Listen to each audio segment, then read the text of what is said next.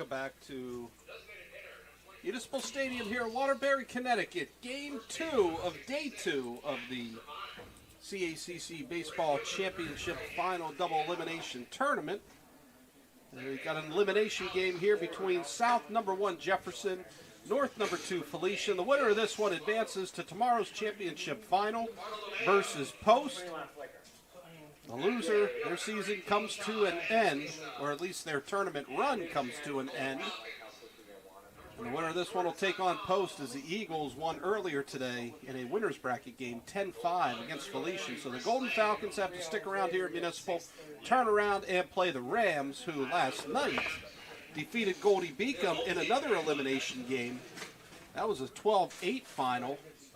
And Doug Tobias here, joined by Mark Mentone and partner. Another elimination game. We saw a pretty good one last night. We saw some really good performances by both sides as they tried to keep their tournament run alive. Got to imagine we're going to see this again today too, because there were some really good hitters and good pitchers that we still have yet to see here in this tournament for these two teams. And that's what this game is all about. It's obviously you get to survive in advance mode, but teams doing anything they have to do to stay alive. Pinch runners, pinch hitters, pitchers that don't normally pitch out of their normal roles. Whatever's needed to be done to scratch and claw to stay alive and get to tomorrow. And then you worry about tomorrow. They're introducing the starting lineups right now. We will get those to you.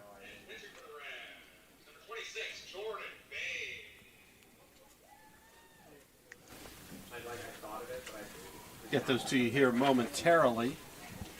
But this is a rematch of Game 1 yesterday in the tournament, won by Felician 10-4.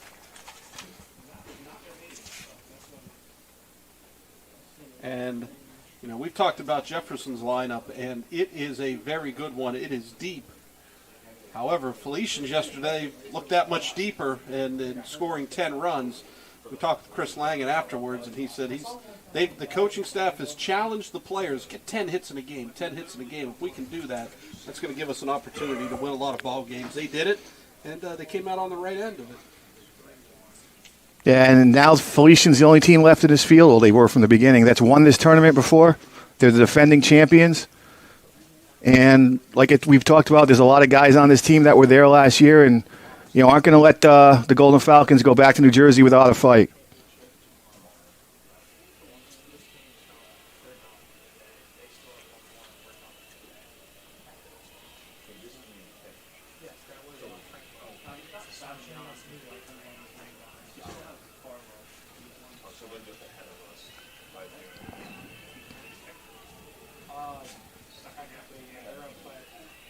Waiting for the starting lineups here to get posted on the live stats, and we'll get those for you. We're going to step aside here for a moment. We'll get back.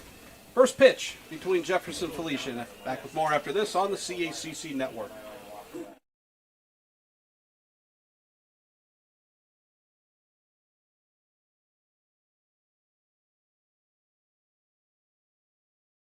Good afternoon to you. Hello, and welcome inside Municipal Stadium, right here in the middle of Waterbury, Connecticut.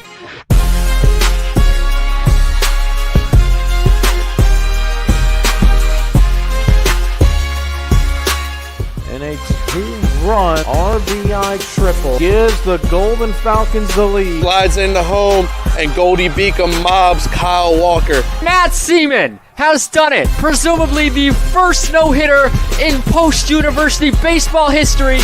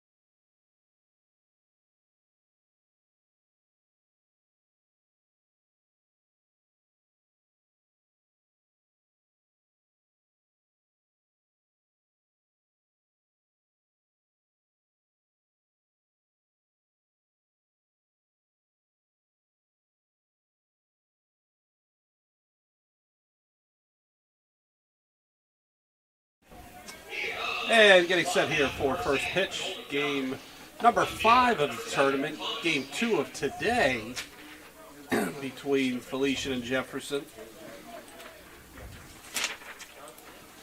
Tyler Bem, the starting pitcher today for Jefferson, the sophomore righty from New Hope, PA. Bem this season, in 8 appearances, a 5-2 record, 5.90 ERA.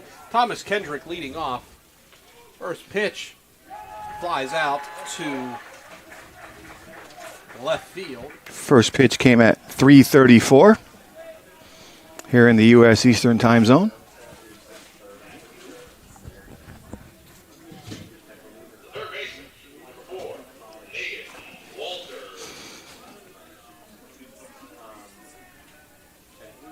And that'll bring Hayden Walters to the plate. So, as mentioned for Bem this year, 5-2, 5.90 ERA, 5 starts, 29 innings pitched, 25 hits given up, 24 runs allowed, only 19 earned, 24 strikeouts, and 14 walks. Kendrick, Walters, and Hanau due up here in the first inning. This one skied into center field, or actually into right center. Whoa, okay, nope. They're going to call the catch there. Ty Bercio caught it and then kind of dropped it in the transfer to his hand. And they're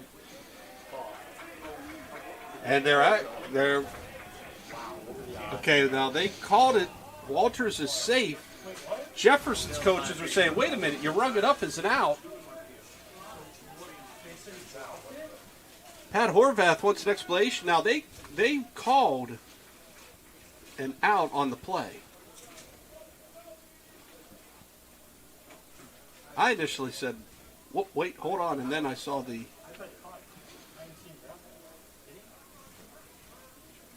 dropped it on the transfer from the glove to the hand, but they're And that's now what they've ruled. Yep. Yes. And the one umpire did rule it. I didn't know what they were maybe going to call it in terms of initially at the time. And it looks like Coach Chris Lang is not even leaving the dugout. No doubt in his mind. I think everybody saw it. That was the...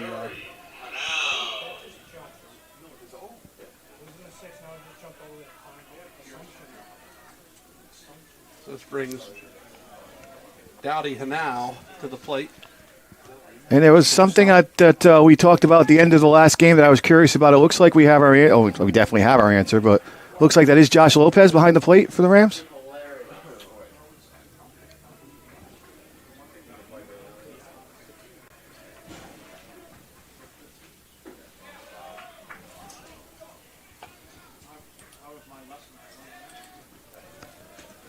Meanwhile, hey now ahead in the count 3-0. Lopez is playing today, but as the DH. Okay.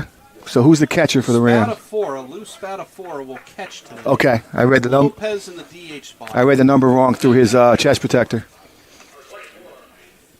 So that takes Santiago out for the Rams. Now, he is in his usual spot in the lineup. Okay, but he's a DH. DH, yes. Okay.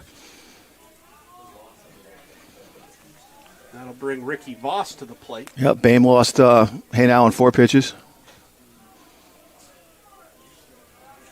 After getting the first 2 outs fairly quickly. So 1-0 the count from Bem to Voss.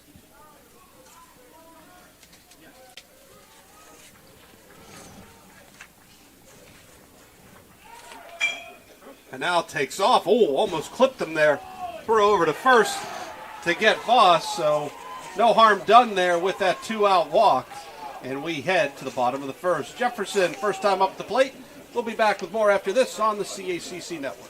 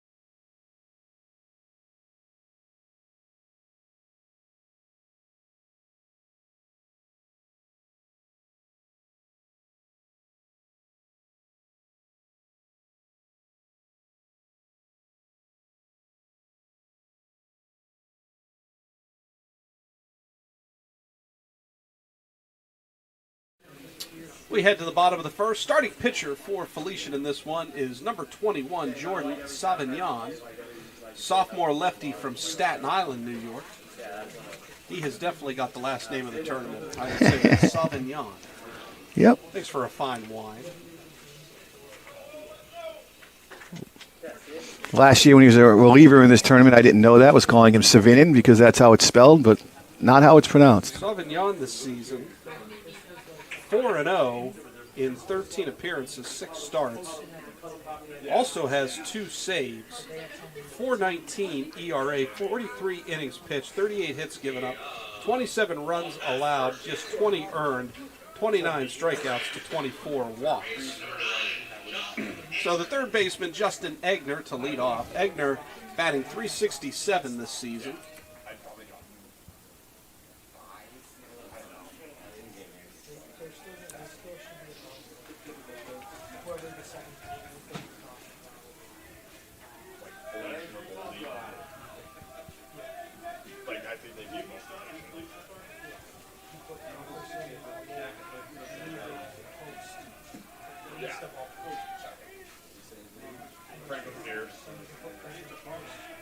First pitch coming here from Savignon. Pitch high.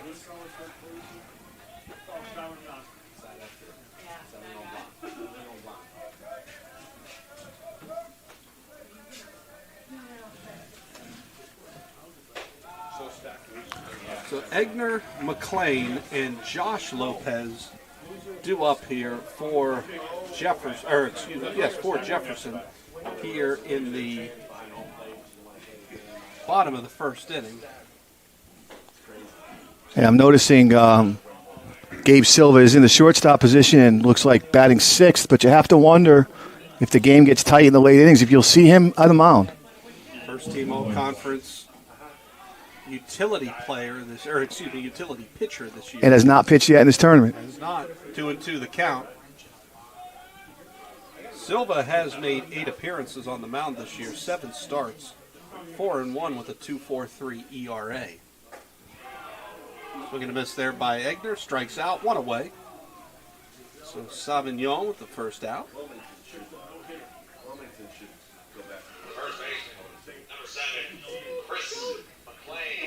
So Chris McLean had a home run yesterday in the win last night over Goldie Beacom. Part of 3 home runs by the Rams in that win. That pitch misses high.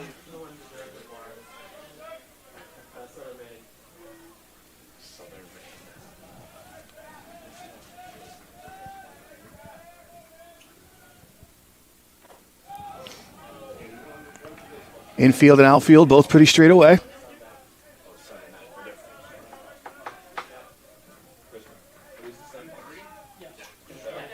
Sun peaked behind the clouds all of a sudden. It's only 3:43 in the afternoon. So that's not dusk, that's just overcast.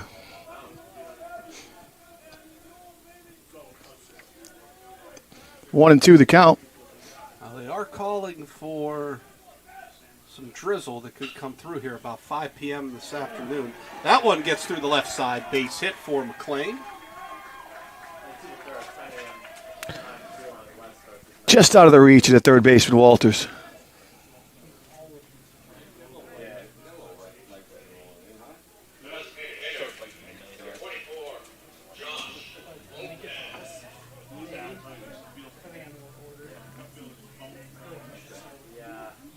Tough second game for Lopez yesterday. Well, not completely tough because he hit a home run.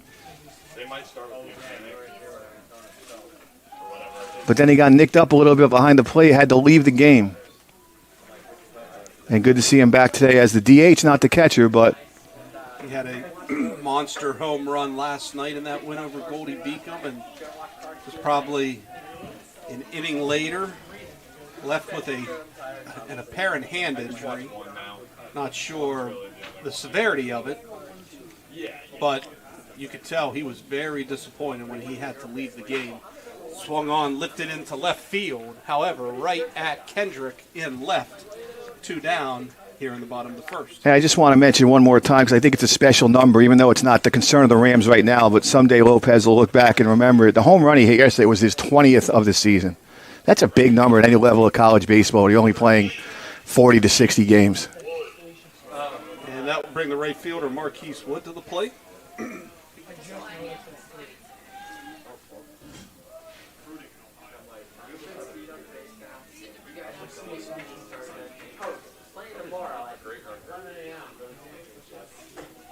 Wood with a home run of his own last night, too. 2, 3, 4 hitters doing damage for Jefferson. Pretty deep lineup when you got a guy like Lopez hitting 20 home runs and he's protected in the order by a guy like Marquise Wood. Wood this year batting .318, 8 home runs, 52 RBI. Last time I looked, I think they were one. Yeah, Jefferson 2. Which I don't know how Jefferson 2. That pitch over for a called strike. Count 2-1.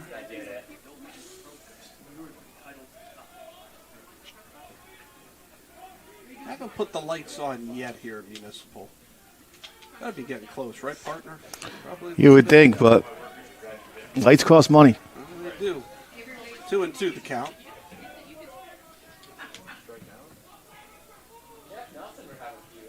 See if with 2 strikes, Jefferson tries to send the runner a pitch early because with 3-2, he would be released automatically.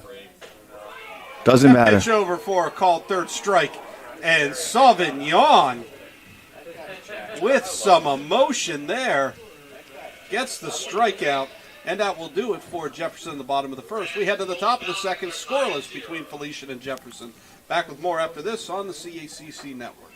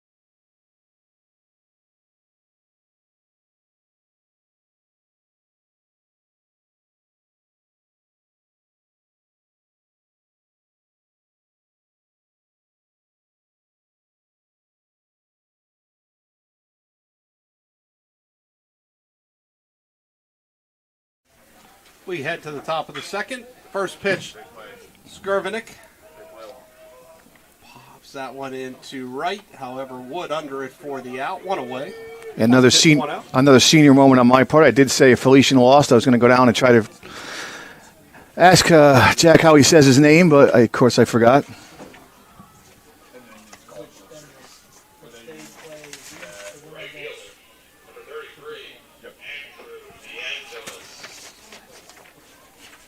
And that will bring Andrew DeAngelis to the plate, playing in right field here tonight. Second pitch of this inning already. Could this be? Oh, nice job by Ty Bercio there. So 2 pitches, 2 outs. And right now, Felician not making Bem work that much. 2 things. It's a small thing, but DeAngelis never stopped running and would have been standing on second base had the ball hit the ground. And the second thing is traditional baseball wisdom says this is a free strike for Bem here. Because teams don't like to go down on 3 pitches. This is usually a take here. There it is. There it is. Over for a called strike. This is an old saw that teams don't like to go down on 3 pitches. So the first 2 pitches or 2 outs, the guy usually takes. Grounded to third. Egner up with it, throws on. 4-pitch inning, 3 quick outs for Bem. We head to the bottom of the second. Scoreless. Back with more after this on the CACC Network.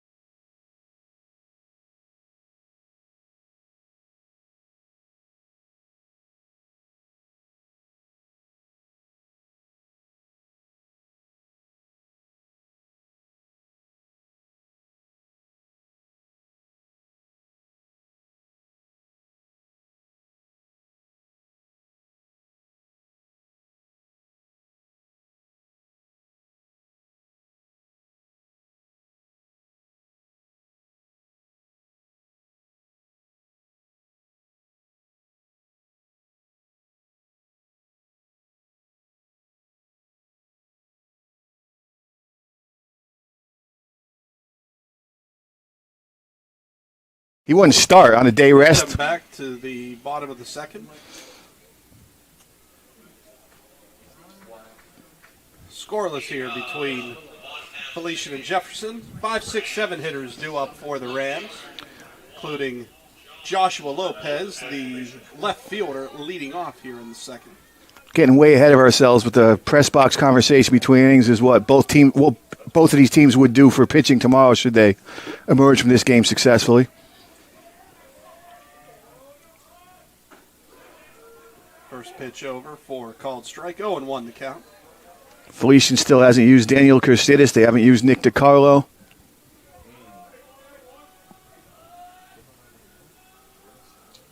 I'm not as familiar with the Jefferson pitching rotation, but obviously the shortstop, Gabe Silva, has also made 7 starts on the mound this year. Did we see Graziano yesterday? We did, I believe. Did. We did not see Orion Fraley. I'm just trying to look at some. Jack Ricketts we did not see. He made 11 appearances. Okay. Samuel Bass, Morgan we saw. Bobadilla, Graziano, Polari. Those are all guys with double-digit appearances. So I think the only one there that we haven't seen, which was that Ricketts, yes. Swing and a miss there by Lopez. 1-2 the count. But the teams are going to do whatever they have to do to get through this game. Oh, yeah. It's a tomorrow becomes an all arms on deck. Yep. When you wake up, you figure it out, and you're happy to be there. Well, you're not just happy to be there, but you're happy you're still alive. Even if you can get one out, they'll take it from you. 6-3 if you're scoring at home. Yep. Lopez grounds out the shot. And Al makes the play show. So I did talk to Chris Lang in between games, and he did confirm for me that throughout his collegiate career, both in junior college and here in his 3 years at Felician, Henao has played nothing but third base until the last 3 weeks or so, where they moved him to shortstop due to team need. But Chris said, he hasn't seen anything like that before, where he had trouble fielding the 2 ground balls last game. That Dowdy's been pretty good over there. No clue. Pitch high. 1-0 the count to Gabe Silva. I'm going to Maine for the swimming regionals. Sauvignon with a nice first inning there. See if he can come through here with another big inning for Felician. You start getting these games here, these elimination games, you want to start matching the pitcher as much as you can, because just to keep things in check and avoid maybe a game getting out of hand, and next thing you know it's 14-2 and you're really behind the 8 ball. Yeah, and then if you can get a lead in the middle innings, you start counting outs. How am I going to get 12 outs? How am I going to get 9 outs?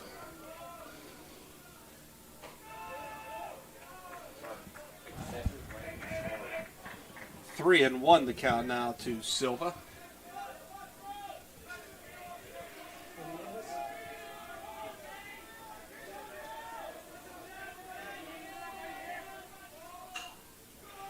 Foul to the backstop. 3-2 the count.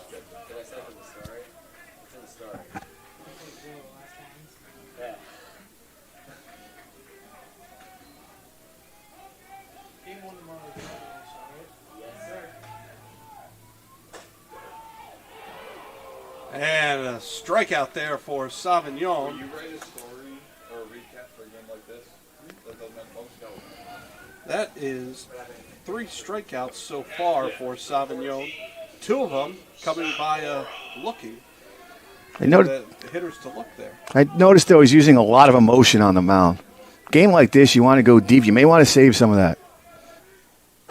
Yeah, he was quite animated after getting out of the first inning when he got Wood to strike out looking. He almost really, I don't want to say a dance, but just definitely strutted from the mound over to the first baseline there. That one fouled off over the press box here behind. And again, I've only seen Felician a couple of times this year, before yesterday. Maybe he's just that kind of guy. He's just a high energy, high strung guy.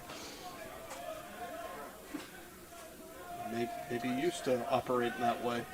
And honestly, out of the bullpen, that's how you want to be. Starting's a little different. Swung on, lifted into center field.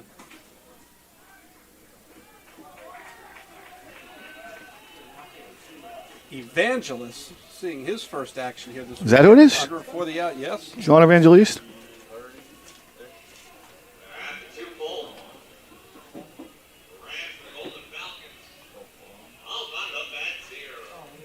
Sean Evangelista.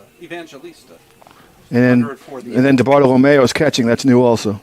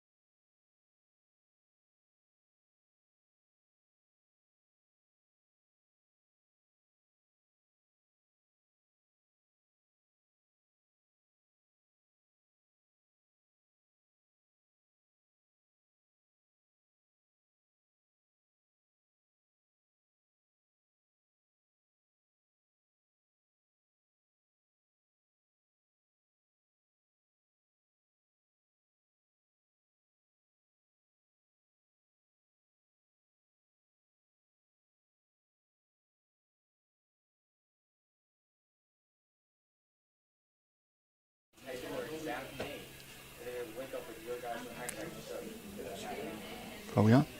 We are on, and welcome back here to Municipal Stadium. Head to the top of the third, scoreless. Just had a brief... I'm sorry, Doc. 8-9-1 hitters due up for Felician. I just had a brief conversation with one of my former bosses at Felician, Andrew Torriello. Got straightened out a little bit. I need to apologize to the Skrivonic family for saying their son's name wrong all weekend.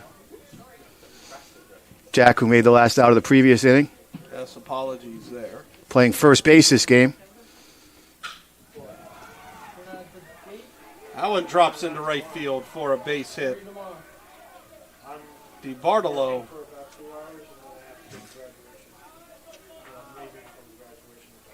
with the single to right. Actually, his name got cut off. His name gets cut off there. You're not seeing the whole thing. It's DeBartolomeo. DeBartolomeo, I beg your pardon.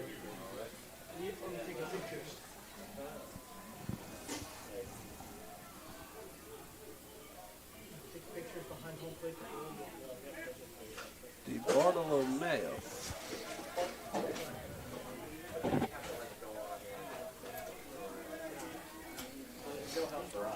Sean Evangelist playing for the first time in the tournament. He's a center fielder this game. Tried to move the runner with a bunt and fouled it off. Evangelist. Couple of changes this game from the last one for Felician. Dylan DeBartolomeo, the catcher. And Sean Evangelist in center field, which moves Jack Skrivonic to first base. 0-1 the count.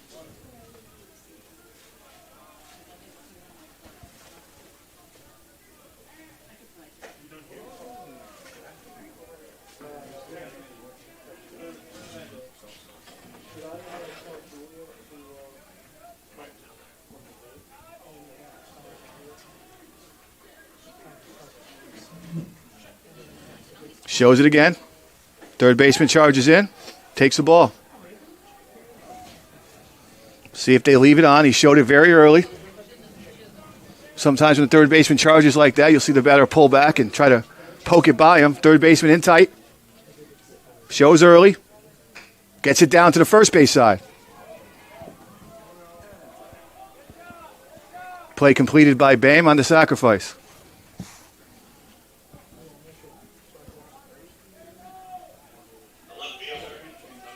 And we head back to the top of the order. Left fielder Thomas Kendrick flew out to left back in the first inning. That was a first pitch of the game, swinging at it. He's getting shelled.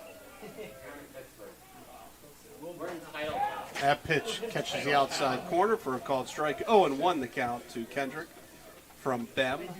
So the two starters for last game for Felician that are not in the lineup this game are Medrano and Biolsi.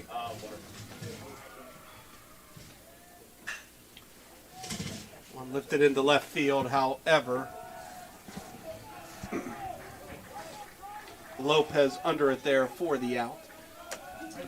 With the bunt by the 9-hitter Evangeliste, Felician taking two shots at a single to score the game's first run. Kendrick unsuccessful, and now Hayden Walters will go after it. Bring Hayden Walters to the plate. The third baseman Walters flew out to center back in the first inning. Once again, one of three left-handed hitters in the Golden Falcon lineup. Jordan Savignon, the pitcher, is also left-handed, also throws left-handed. That pitch called strike. 0-1 the count.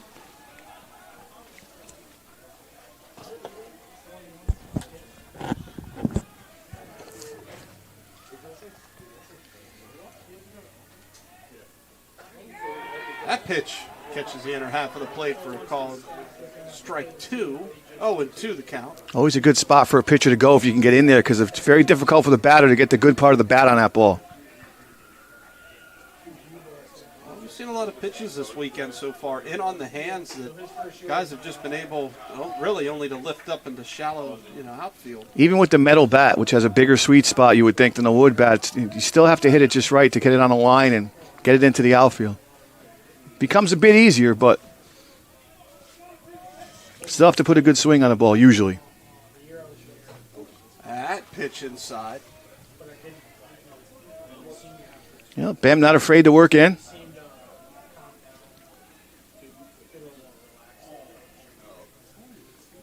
Seems like a lot of the hitters in this tournament are up on the plate. Up close to the plate, I should say.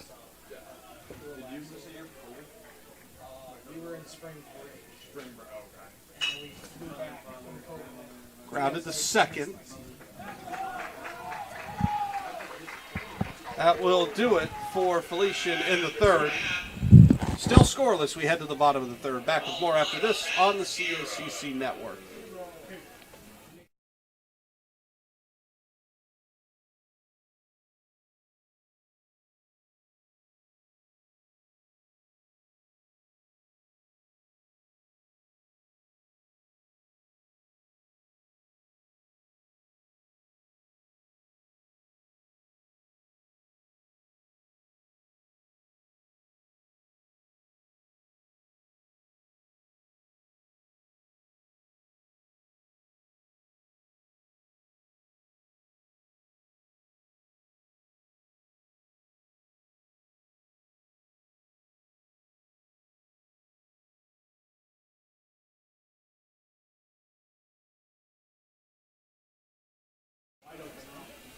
Welcome back to Municipal Stadium. We head to the bottom of the third and going to turn it over this half inning to my partner in crime, Mark Mentone. Mark, so far we go here at the bottom of the third.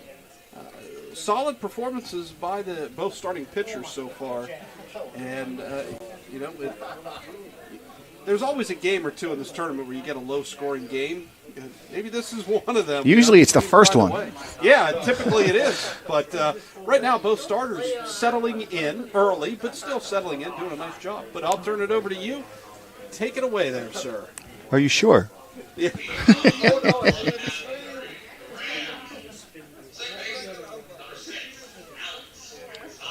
Alex Gonzalez, the second baseman, leads off against the left-handed Savignon, facing the all right-handed hitting Ram lineup.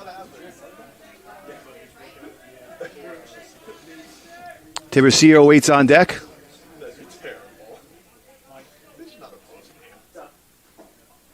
Good downward motion on that pitch. Was not in the strike zone, but swings through. Only for right now because that's what people might be able to access this game. So we didn't want to put it up yet. It's become very overcast here in Waterbury. Well, they are calling for a shower around 5 p.m. this evening. We'll see if the forecast has changed. We actually haven't looked in a while. 4:06 right now on the U.S. Eastern Time Zone.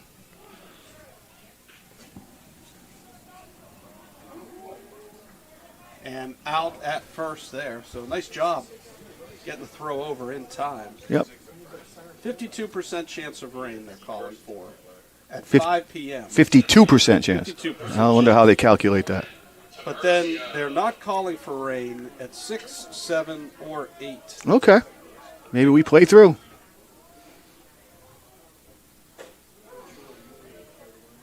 Another first pitch strike for Savignon.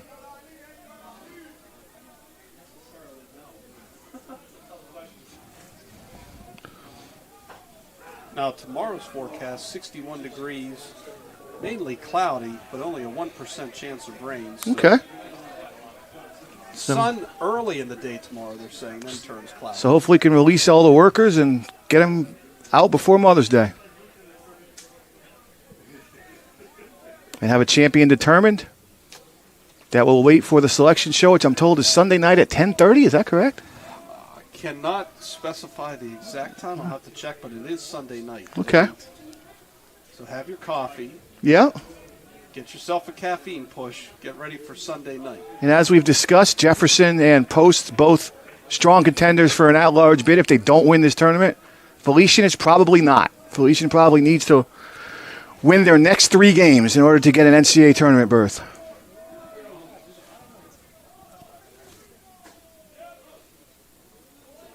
Now we've talked in previous games about Felician's past and how they have gone that route before to win a conference championship.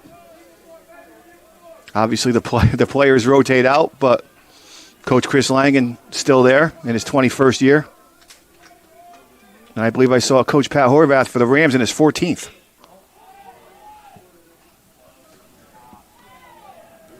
Nice play and throw on the run from Walters.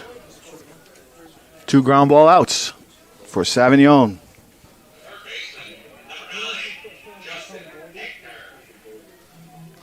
Now you head back up to the top of the order with 2 outs.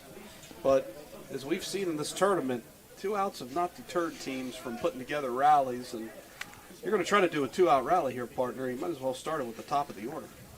And you wonder how much of that is lapse in concentration on pitching.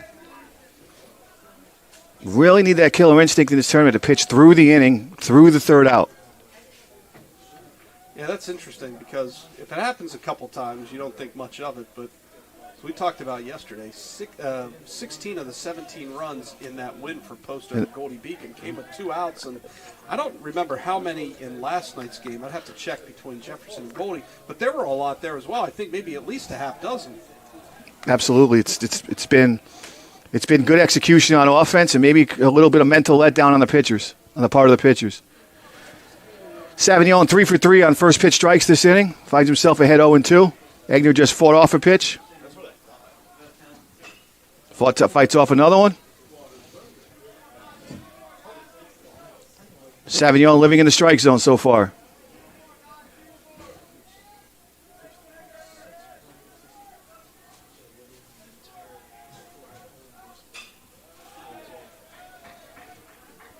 Five straight strikes to Egner from Savignon. Last 3 fouled off. Another 0-2 pitch.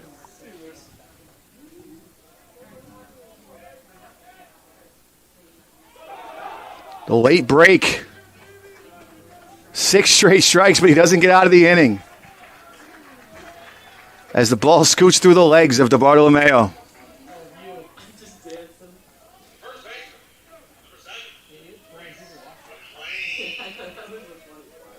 It's not part of your plan or attack when you go to the plate necessarily. I'm going to strike out and keep the inning alive, but sometimes it just works out that way.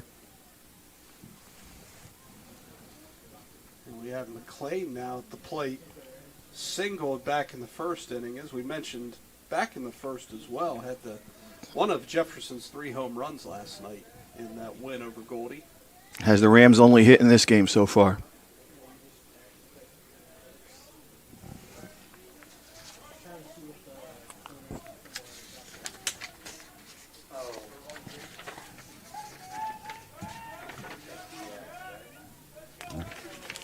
Egner with 11 stolen bases on the season. But McLean hacked the first pitch. Line out to right field there. Hit it right on a button, but right at the right fielder. So kind of a strange 1, 2, 3, 4 inning for Sauvignon.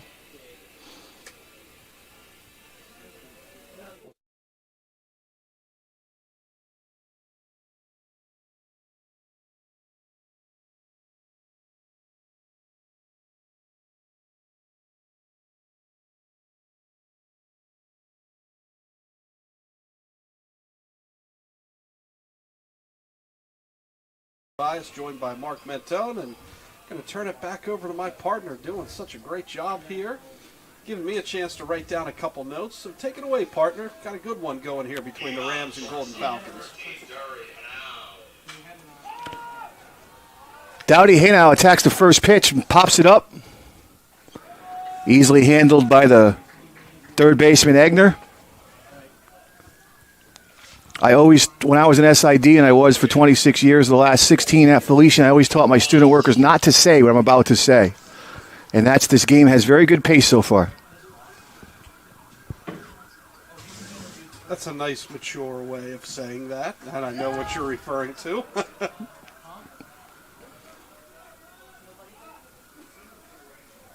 For the superstitious among us. I think to your point, partner, you talked about the umpiring this week and how it's been pretty fair to both sides and has kept the process moving, and it looks like they're doing the same thing once again. And honestly, as an ex-umpire, it's something I watch. I watch 3 teams on a field every game.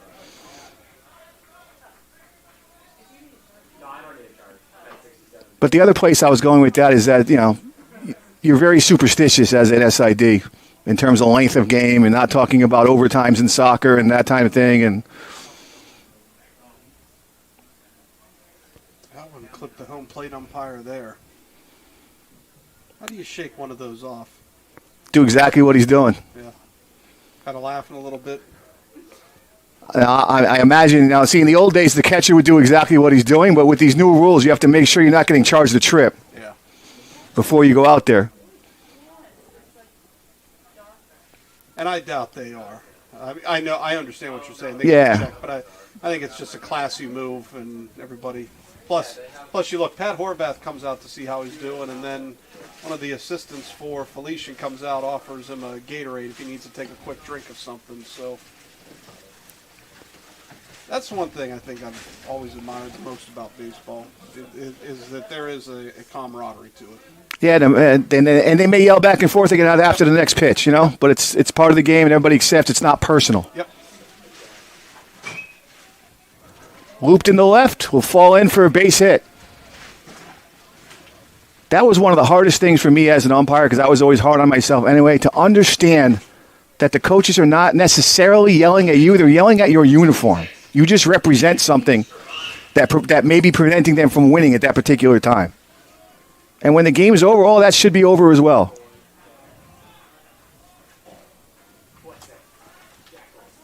Something got away out of the bullpen. It doesn't look like a ball. Oh, it's a softball from the softball field. Got it. It's the adjacent softball field here at Municipal. Skrvanic looking to break out.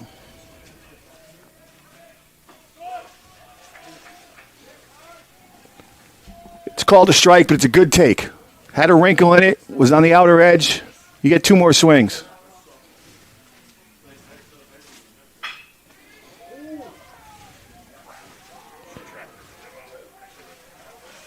Well, Voss going to third, but skips under the glove of Silva, and that throw also allow Yes. Scrivonic to move to second. Well, and I let you finish your sentence first, and then I could say what you're saying yes about. But yes, the aggressive play by Voss, and you've talked all weekend about Voss's deceptive speed. The throw went all the way to third base, and that allowed Scrivonic to go to second base, which with 1 out takes a double play out of order. And it looks like Abraham Almonte wants to have a visit here.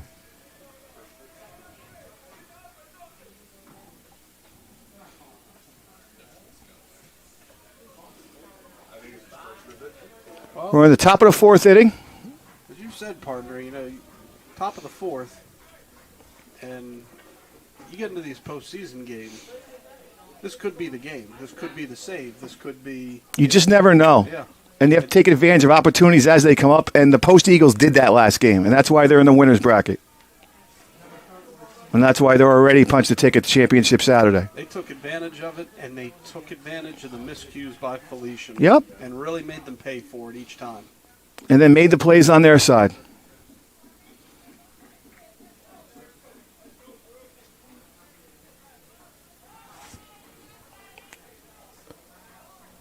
Meanwhile, important plate appearance early in this game for DeAngelis.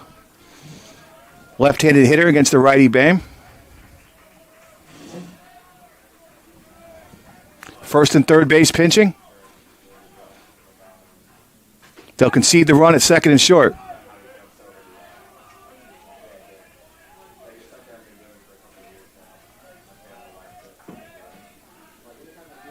Left fielder Lopez pitching against the opposite field hitter.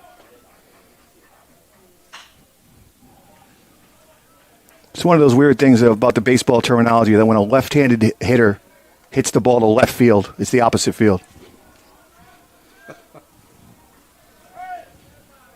And that's the way it's always been classified.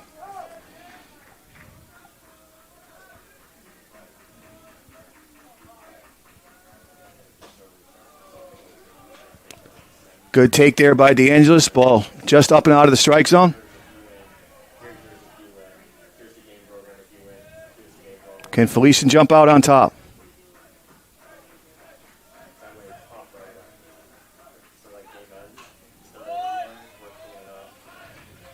Looked like he had a pitchy something to handle there. Fouls it off. 2-2 count. 1 out here in the top of the 4th. Jefferson Rams, a designated home team by winning the regular season title in the South Division. Felician being the number 2 out of the North.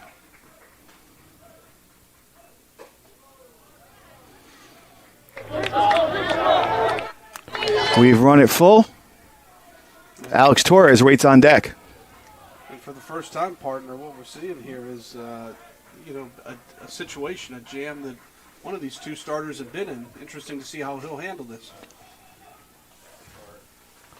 I thought we were going to have another situation where the ball got by the catcher, but it's ruled that DeAngelis made contact. Spot of 4, unfortunately, for the Rams, unable to hold on. It goes as a foul ball.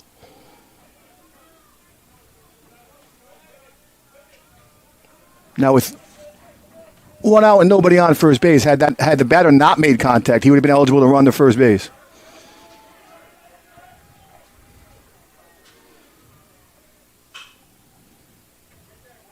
See what happens here. Runner tags it at third base. Ball caught in left field. Joshua Lopez. Relay throw is not made.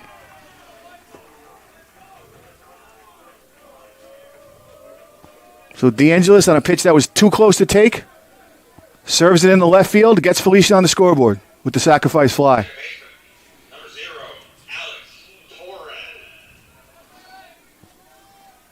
Now Alex Torres, the 50-year senior second baseman, tried to pick up another run for the Golden Falcons. Well, now the big thing here is limit the damage here if you're Ben. Brush that run aside. It happened. 1 out. All that's left to get out of this jam. Keep your team in it. Nice catch there by Wood. Nice running catch in the right center. First pitch swinging by Torres. Thought he could possibly drive in another run, but Felician's on the board. We played 3.5, and the Golden Falcons lead 1-0. Back after this.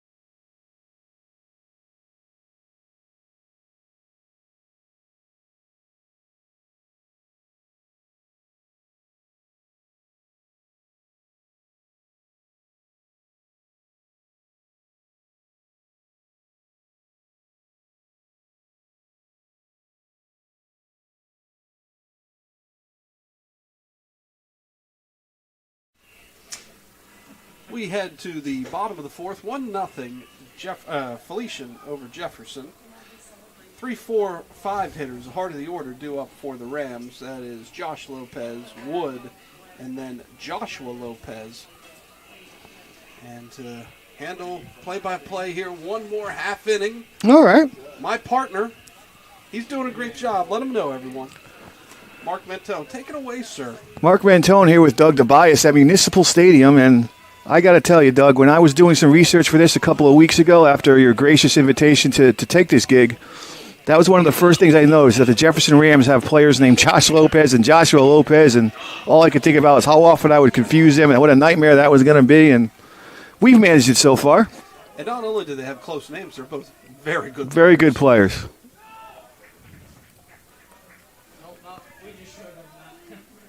Yeah, excited to see that Josh Lopez could come back and play today, even if it's just in the DH role. Had a really good first day yesterday, and you never want to see a player go down with an injury. Good downward action on that pitch by Savignon. And, yeah, you mentioned it. He was very frustrated that he was told to come out of that game yesterday, but he probably couldn't grip a bat or catch a fastball. Unless there's some fancy way you can do it. I don't know how to do it. I couldn't live. Lopez flew out to left field back in the first inning.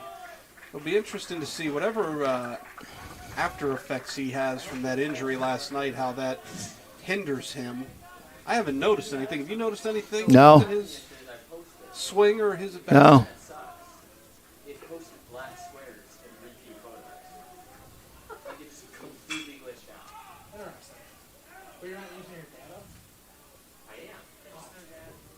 He looks pretty comfortable. I haven't watched Jefferson that much. He's doing a lot of phantom mechanics in between pitches, but I'm not sure if that's something he normally does or if he's just not as comfortable. But as we mentioned, 20 home runs on the season. We believe only the second CACC player in the NCAA era to do that.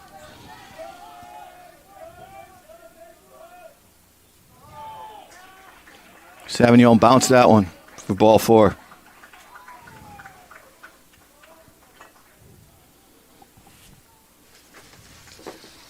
Mentioning yesterday about Lopez, whether he was at bat or behind the plate, he was definitely communicating a lot with the home plate umpire, and that happens. You form a kind of a friendship, or acquaintanceship over the course of a game.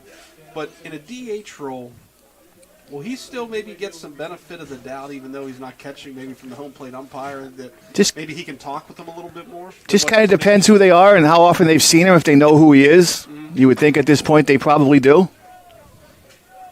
And these are umpires that have worked the CACC all year long in most cases.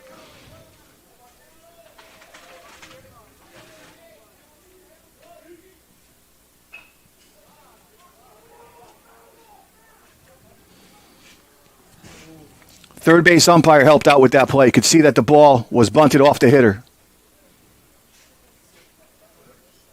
But the Bartolomeo did the right thing. Did not hear a foul call right away. Went after the ball and was going to pick it up and tag the batter. Third base with the runner on just first base. It's the third base umpire that's in the middle of the diamond. First base umpire hangs at first base for the plays at first and the pickoff plays. Savignon misses out as Wood shows bunt. Boy, now if you're Jefferson, if you can find a way to get Lopez up into scoring position. See if you can get an answer for that run Felician scored. He got the bunt down. Catcher points to first base. The play goes to first base.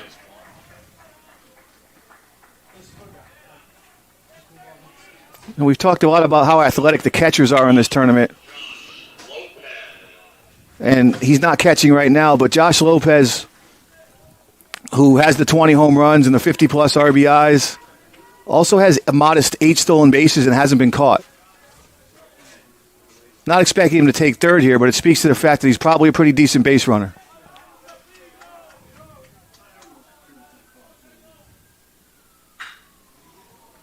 Ball's hit well.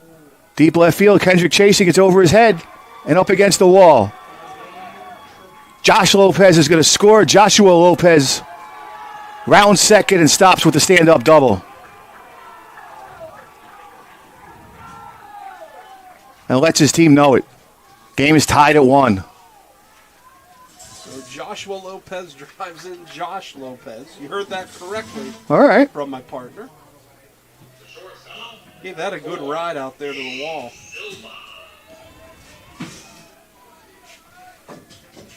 And at the plate is a young man that if Jefferson's to continue to make a run this tournament, I expect to have a big part of it.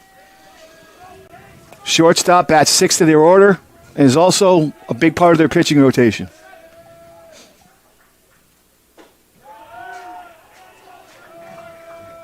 Doesn't get the call on a breaking ball.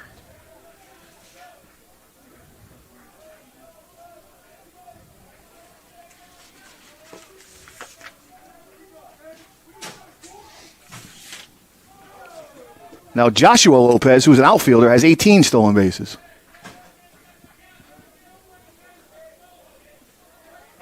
Again, with one out, if he can pick a pitch and guess on an off-speed pitch, he might be able to get to third base pretty easily via the steal.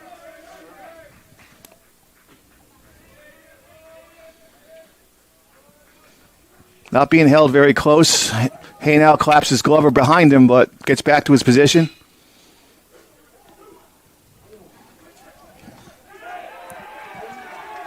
Hay now ranged towards the second base bag. Silva able to beat out the throw. So now you've got runners at the corners in a developing situation where we know how potent the Rams' offense can be. Hay now did all he could to try to make that play. Silva was too fast. And now giving a single there to Silva. Sure, and now the catcher spat a 4, making his first appearance in the tournament. 0 for 1 this game. Third different catcher we've seen from the Rams here in this tournament. We saw Santiago in to catch last. Just saw that move from Savignon to first base where he steps back off the rubber and throws. And the first pitcher I ever saw do that was Dave Righetti.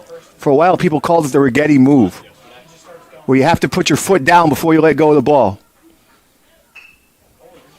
That's another good bunt right there. Oh! Again, the runner not breaking on the pitch. He's reading the bunt, sees the bunt down, and takes off.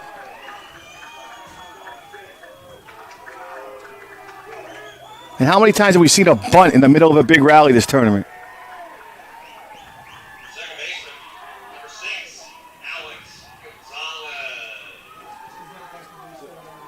And that's head coach Langen on the mound. How much did we talk earlier about Savignon being a high-energy guy? This is probably just a breather, and it was a quick trip. So the Rams take the lead on the bunt.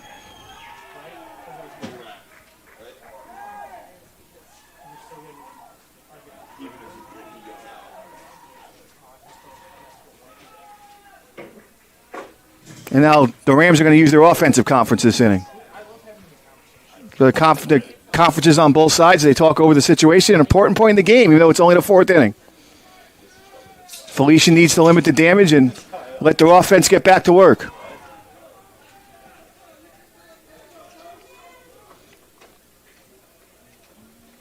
Wasn't a perfect bunt by Spotted 4, but he got it down between the pitcher and the catcher, and it worked out.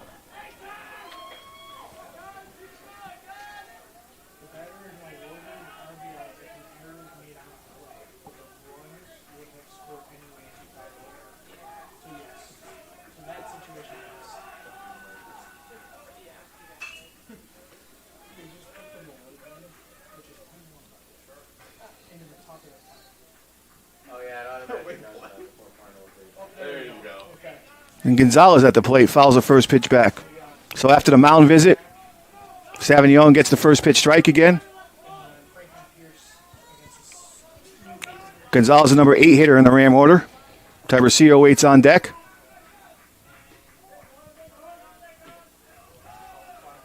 Ram lineup made up completely of right-handed hitters against the left-handed Sauvignon. And as Sauvignon made that fake to second base, Gonzalez showed bunt. We'll see if it was just for show, if he wants to move the runners again with 1 out, leaving it up to Tiburcio.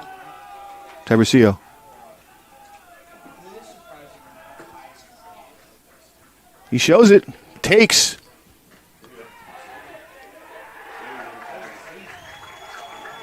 So he showed it to keep the catcher back on the double steal. Looked like it was a good throw from the Bartolomeo. But the runner Silva gets in the backside of the bag. And Spotted 4 follows. So now let's see how Felician chooses to play their infield. Only the 4th inning of a 9-inning game, but they're going to come in and kind of play all or nothing, even though there's 2 runners in scoring position.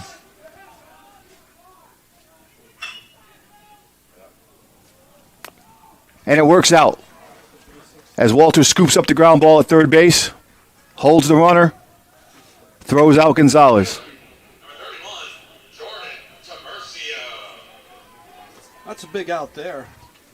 Don't give up a run, keep the runners in check, and now you're only 1 out away from getting out of this jam here and keeping the damage minimal, only trailing a run. From the Golden Falcon standpoint, the important thing is no letdown, especially for your pitcher. Well, that's the thing. Tiburcio and Jefferson have them right where they want them, the way it's been playing out in this tournament with these 2-out runs. And with the speed of Tiburcio, a bunt again out of the realm of possibility. Walter's back at third. Skrivonic back at first. There it is. Pitch was up, though. Again, not a bad play again with his speed and the infield and the corner infielders back.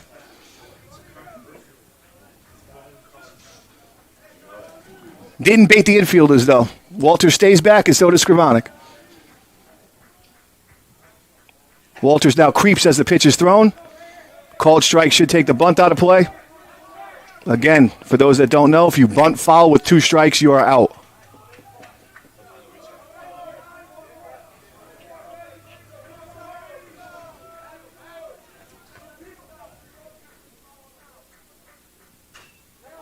Fouled off his leg, stays alive.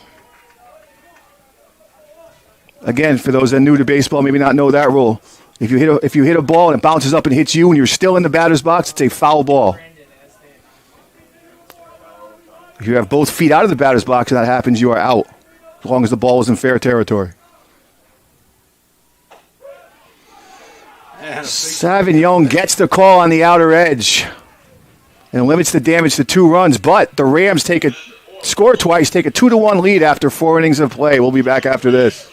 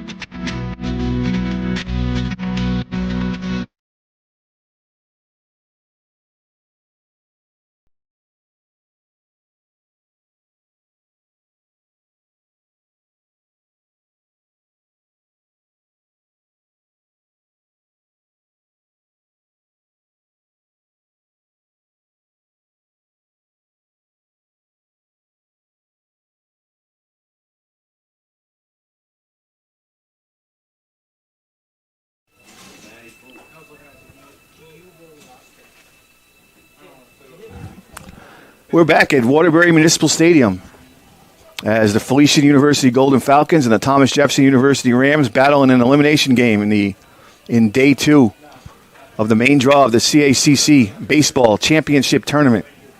We go to the top of the 5th inning, and the catcher, Dylan DeBartolomeo, will lead off. The 8-hitter in the order for the Golden Falcons. Singled his first time, making his first appearance in this tournament.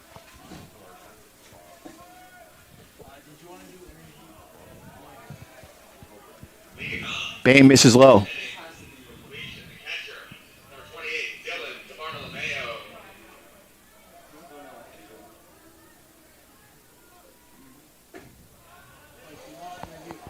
So I haven't gone back and looked with some napkin math in my 50-50 memory. I believe Felician catchers now have 6 hits in this tournament, in this part of the tournament. Well, their middle of the lineup has done very well here in this tournament. Yesterday, in that win over Jefferson, how many times we talk about 4, 5, 6 led off 3 different innings and scored a combined 6 runs in those instances. That ball struck well to left field, but Tibercio ranges into left center and makes the catch. We've talked, as we're seated right behind home plate, and we've talked about how we've seen Tibercio read balls very well off the bat. And there have been some instances where it's frozen him off the bat. You know, he's trying to get a read. But with his closing speed, I mean, he has the ability to do that. It's been fun to watch. And then as I was listening to your interview with Anthony Pilar yesterday, did you say Tibercio's a freshman?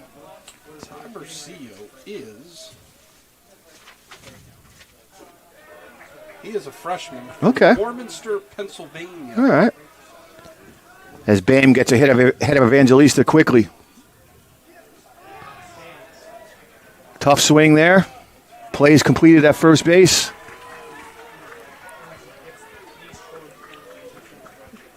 Bam makes quick work of the Felician 9-hitter. And Tommy Kendrick will try to get it going with 2 outs.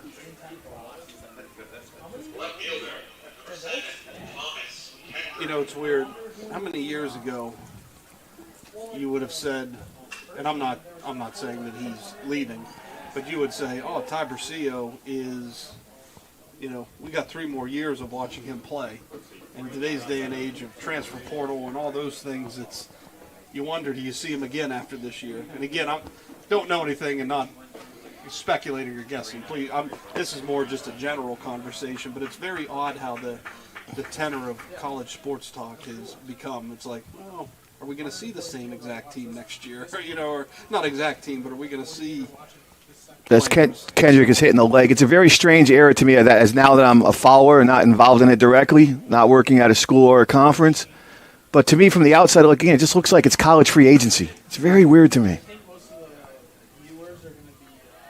That's why I think you look at it and the good old days, as we go back to old man baseball radio, the good old days where you'd say, hey, we've got this team together for another 2 or 3 years because you got a lot of young kids and, you know, that are learning and growing up together at the same time.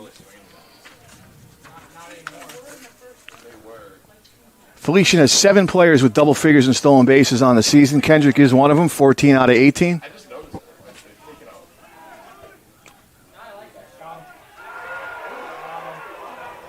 Not that time, though. Great throw by Spatafora. Tag down. Kendrick retired. I'll say this. And we've now seen 3 Jefferson catchers. Santiago last night. We're seeing Spatafora here and Lopez. All 3 handled themselves very well behind the plate. That nice throw down to second there. Caught stealing. I thought Santiago did a good job last night, manning the position, having to come in, you know, changing, thinking he was just going to be a DH. In the middle of an inning, yep. We talked about how Lopez did a very good job blocking pitches yesterday, and they've handled themselves very well. And, you know, it's not a surprise that, you know, right now they're just a win away from making it to the championship final. You always need that position to be productive, not even necessarily at the plate, as you know, but just, you know, defensively, working with pitchers and so forth. Well, college baseball is such a grind. There's so many games in such a short period of time that you need depth. You need depth as many positions as you can get, especially with, not a lot of scholarship money to go around. You need guys that can play multiple positions. You need depth at positions. You need deep pitching staffs in order to make runs in the postseason and just to get yourself in this position. During the regular season, you play 5-6 games a week, sometimes 4 games in a weekend. Leading off, the one-pound finish for the Rams. Third baseman, number 9, Justin Egner.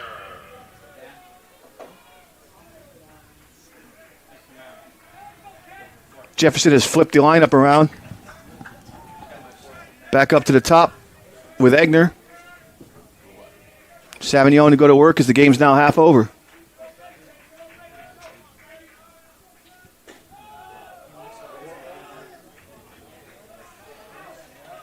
Another first pitch strike.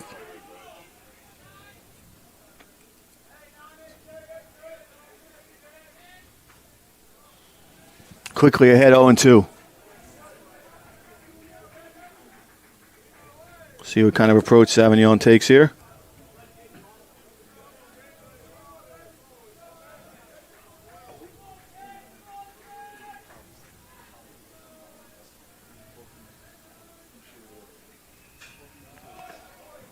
Pitch had hard bite down to it. Good 0-2 pitch that Egner could fight off and foul and stay alive.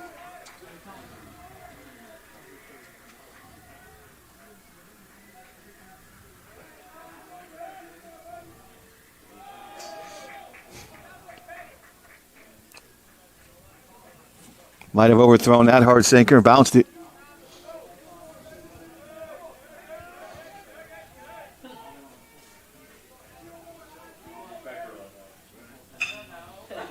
Egner hits the ball up the middle, and now can't handle it.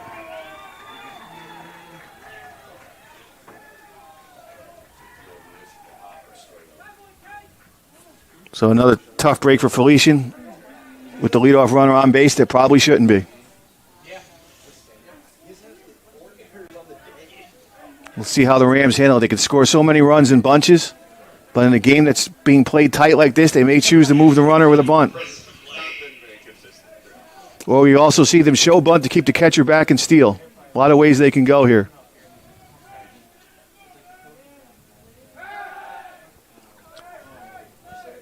Savignon checks, obviously not his best move. But once you step from the rubber, you're committed to throw.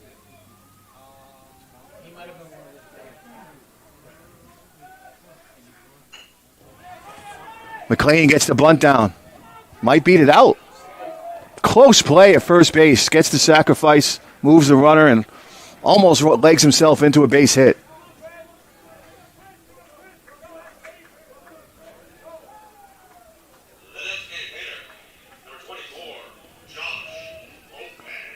And as Josh Lopez comes to the plate, something I've wondered about at all levels of baseball, and now in the major leagues, in both leagues, you've got a guy that's used to being an everyday player here. And what's his adjustment like to being a DH today? And I don't know how often he's DH during the year, but when you go from catcher to DH, that's about as far as a difference as you can go. From being involved in every pitch, and if you can hit, you can hit. As Lopez serves the first pitch to the opposite field in right center, and the sacrifice, some ABC baseball, brings home the third Ram run.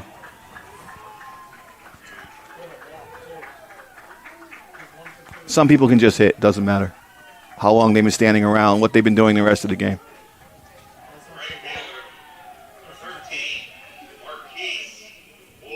And as I mentioned the previous time he was on base, Josh Lopez also 8 stolen bases to go with the 20 home runs.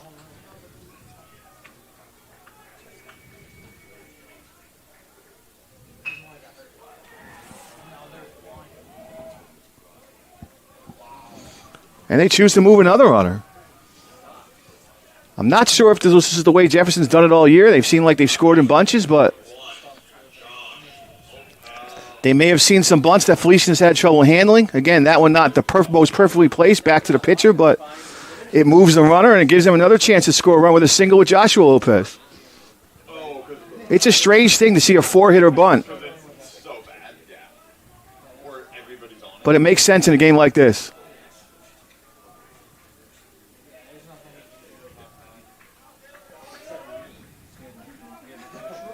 Joshua Lopez, I believe, an RBI double his last time up.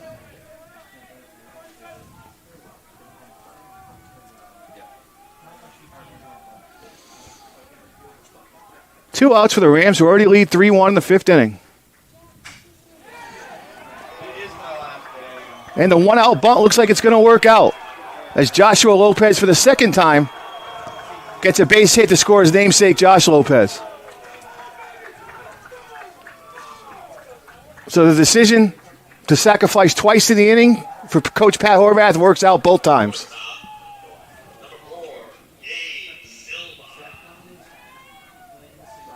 Now, obviously, you can't sacrifice with two outs, but as I mentioned earlier, Joshua Lopez has a bunch of stolen bases. 18 to be exact.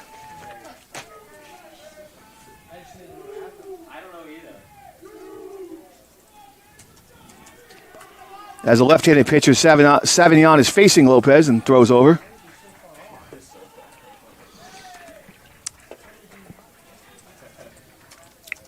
I'm once again dating myself, but one of the greatest base stealers of my generation growing up was Ricky Henderson, the all-time leader in that category. And the conventional wisdom was always that it was it was easier to steal off a right-handed pitcher because they had to turn to throw to first base. But Ricky Henderson said, I'd rather try to steal off a lefty because I can see what he's doing.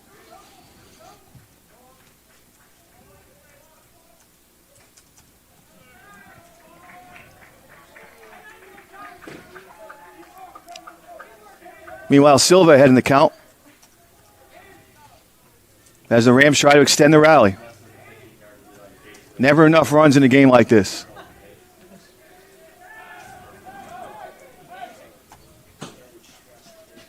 If you're wondering about no step there from Savignon, he did not have his foot on the rubber. So he's treated like an infielder, does not have to step to throw to first.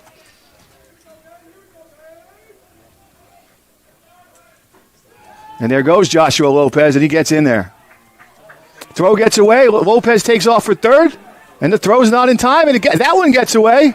Not far enough.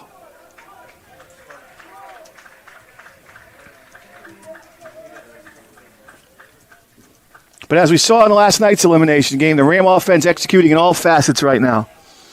Extra base hits, moving runners, speed. 2 out hits, doing what they need to do to build this lead.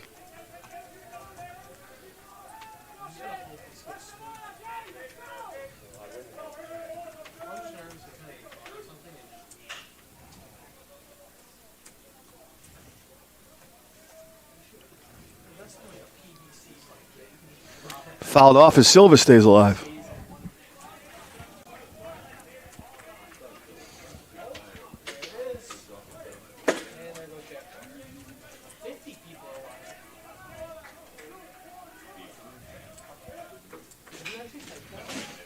To Walters at third. Doesn't field it cleanly, recovers. Gets the call. But the Rams tack on 2 more. On 2 sacrifices and 2 hits with runners in scoring position. The second one with 2 outs. Build their lead to 4-1 after 5 innings. So we'll be back.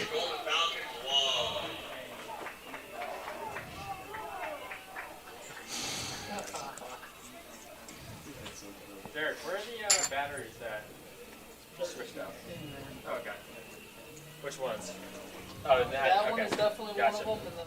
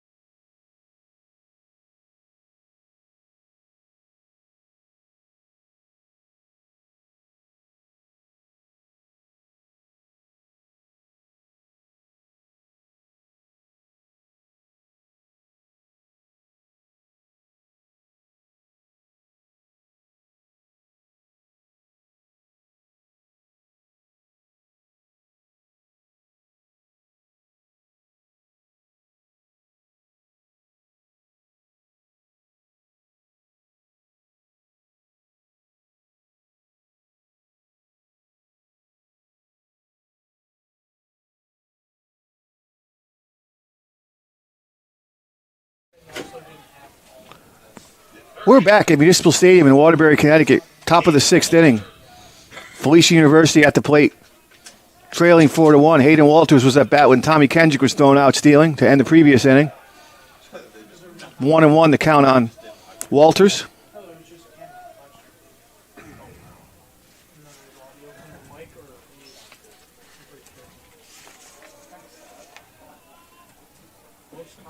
Tyler Bame entering his 6th inning of work.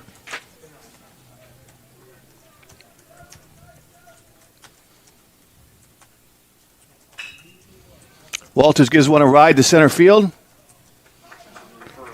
Wrong guy. Teversio's been pretty good all tournament. Tracks that one down pretty easily. Well hit. Bad part of the ballpark. Bad fielder to pick. As Dowdy Henao will try to give a spark to the Golden Falcons with 1 out. Here in the 6th, down 3.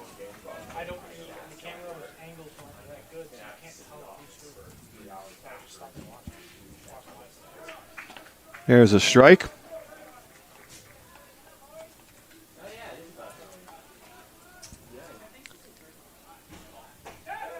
The only blemish on Bame's ledger is a sacrifice fly by Felician's DeAngelis in the 4th inning. At the time, it gave Felician the lead. Teversio again tracks down Henao's fly ball. Felician scored first in this game, as we mentioned, on a sacrifice fly by DeAngelis, but the Rams came back with 2 runs in the 4th inning, 2 runs in the 5th, now lead 4-1. 2 outs, no one on for Ricky Voss, the designated hitter in this game.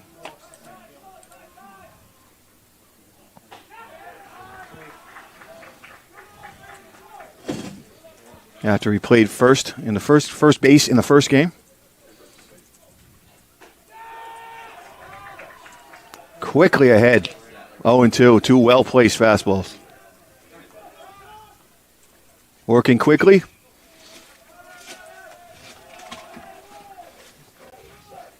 Foul to the left side by Voss. Tyler Bame gets the ball, gets back on the rubber, and is ready to go. Sensing finishing another inning. Misses low with that one.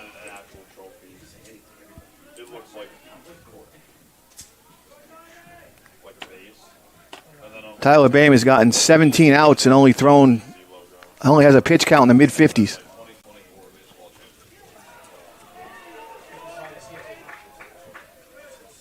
Umpire heard from the Ram bench, but it did look inside. 2-2 to Voss. Count runs full.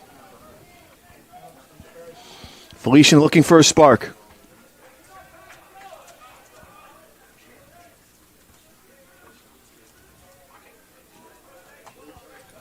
Payoff pitch coming from the right-handed Bame.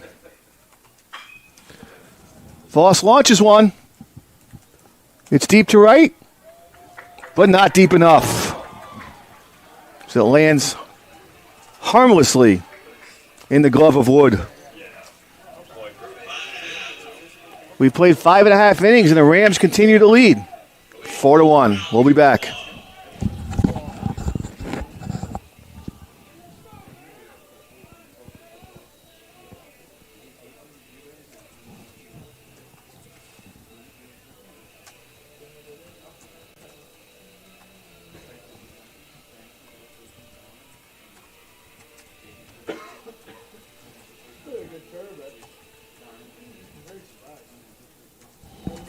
Hey, can you guys see if anyone's throwing in the Felician Bowl?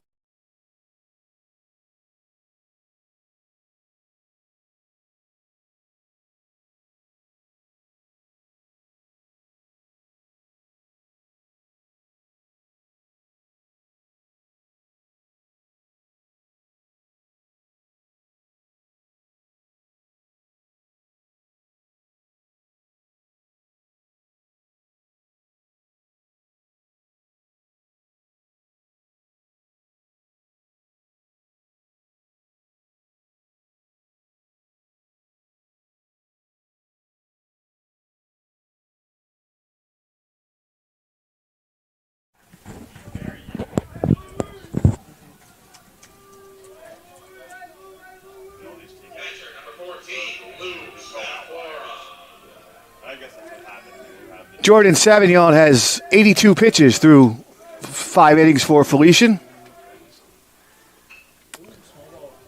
And the Rams obviously see something they can exploit in the Felician defense with fielding bunts. That one rolled foul at the last second.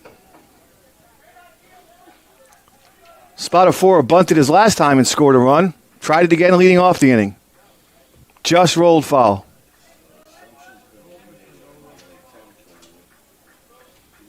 But the Rams now challenging Felician to field bunts.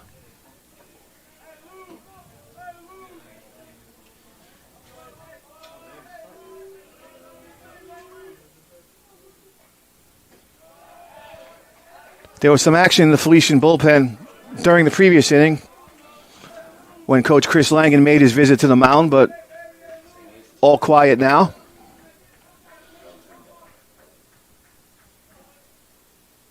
Obviously all quiet in the Jefferson bullpen.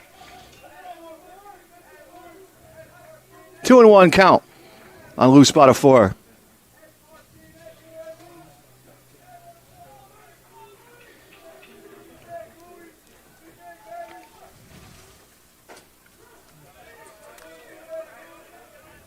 Called strike there. Doug DeBias talked earlier in the broadcast about the regional rankings and how Jefferson is sitting at number 2. And with the current format of the NCAA regional, it's played at 2 sites. So Jefferson, if they can maintain that number 2 ranking through the weekend, if they put in to do so, would be in position to host one of those.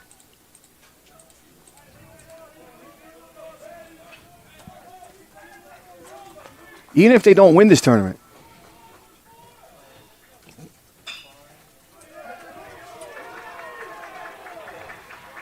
Spot of 4 sends one up the middle. He's giving the Rams a spark. Second baseman, number 6, Alex Gonzalez. And with Gonzalez, the 8 hitter up and the leadoff man on, there's every reason to believe we might see the small ball yet again. Walters pinching in at third. Skrivanik holding the runner at first. Shows it late, gets it down. The catcher, DeBartolomeo, comes out to make the play. Another successful sacrifice for Thomas Jefferson.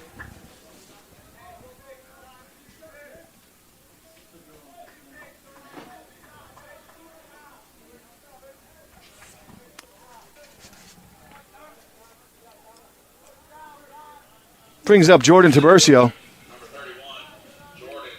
But before that, it looks like Felician will go to their bullpen.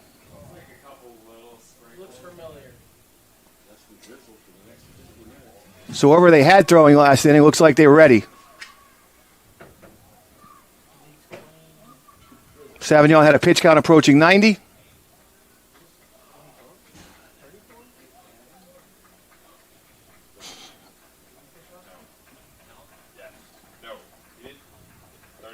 And there's a very tall young man walking to the mound for Felician.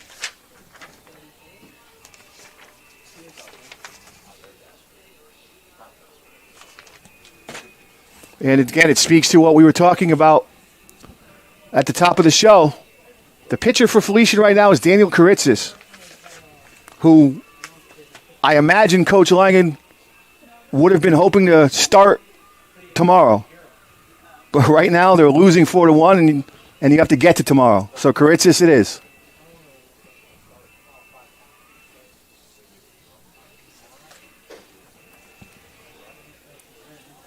Not a familiar role for Karitzis. 12 games pitched, 9 starts. 4-3, 4.25 ERA.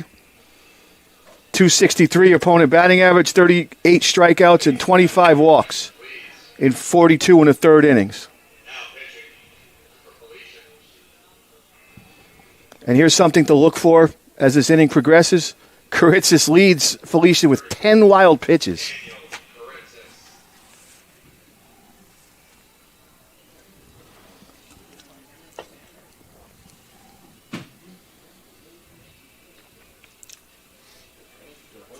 But you have to imagine Felician was looking for Karitzis to start tomorrow after they got through this game. Now they're trailing with 9 outs left in their playoff life. The Rams with a runner on base have to stop the bleeding here.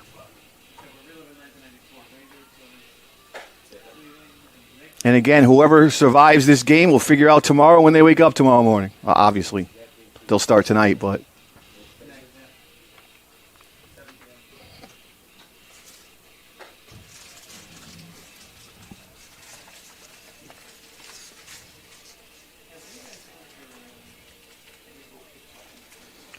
Kuritzis, a junior right-hander from Pompton Lakes, New Jersey, in his first year with the Golden Falcons.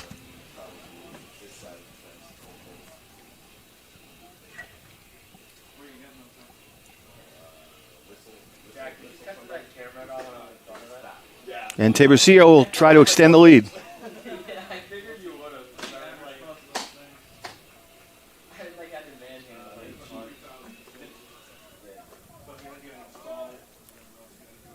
Infielders get back into position. Umpires get back into position. Looks like we're ready to go. Walters close to the bag at third.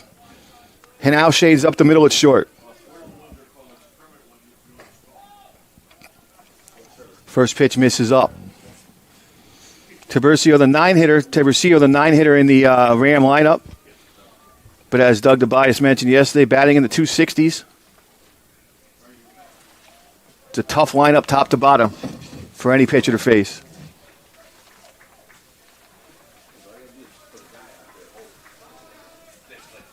2-0 the count. 1 out here in the bottom of the 6th inning.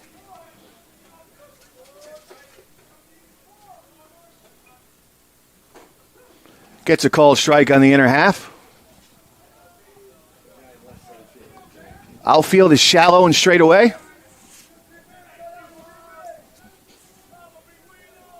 As the skies stay overcast. But now the lights are on.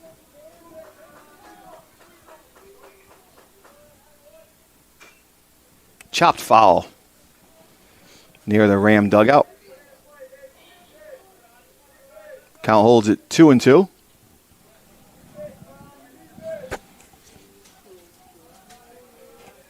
Spot of 4 at second base takes his lead.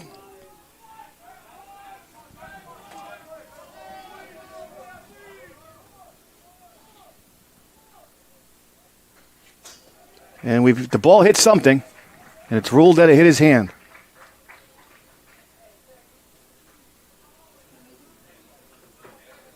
baseman, number 9, Justin Egner.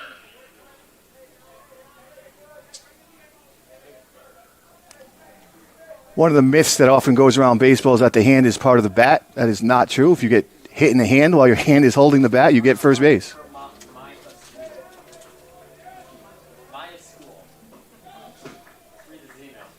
So that spins the order around back up to Egner.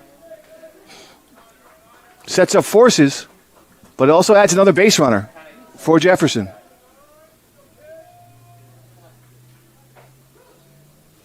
Called strike there.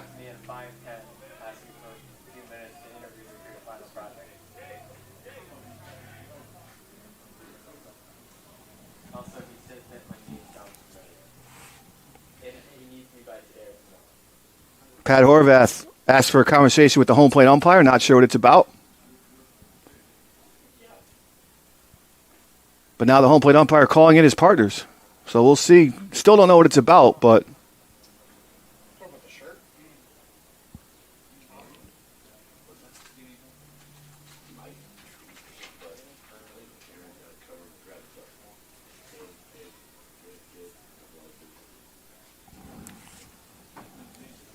We'll see what comes of this.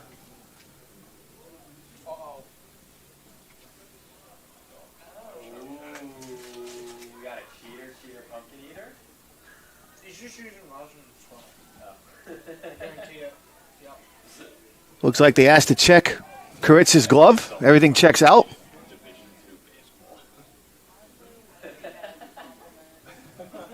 Honestly, Not sure if that's a bit of gamesmanship or if the Rams actually believed something was going on there. But nevertheless, everything clear. And we're back with a 1-1 count.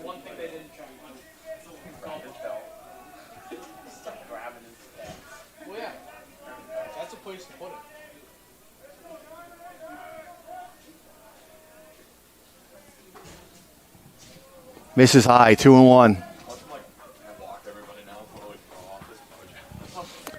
2-1 is a popular count for a hit and run play, usually with just a runner on first. Right now the Rams have runners on first and second base. Runners stay put. Karitzis misses and the ball gets past to Bartolomeo. Free bases for the Rams. Just not a clean day in the field for Felician in either game today.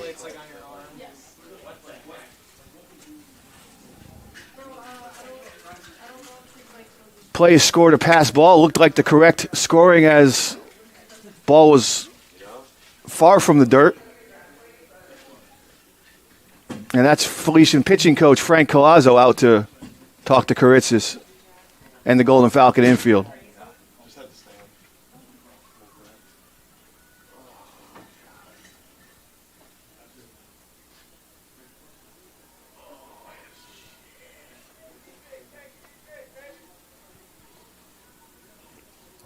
So now the Rams in a position to extend the lead without a hit.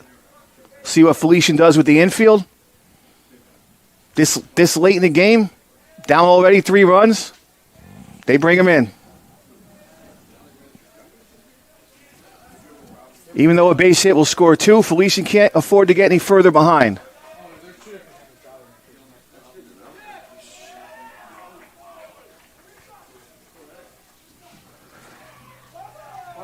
And now we have a developing situation as the batter was hit by the pitch.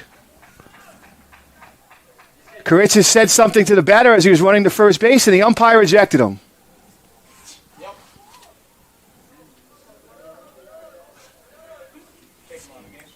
And you hate to speculate as to intent, but the pitch bore in on the hitter, Egner. And when Karitzis, who had just had his glove checked, pointed at the hitter and said something, it led you to believe that there was some intent or purpose behind it. The umpire certainly believed that, ejected Karitzis from the game.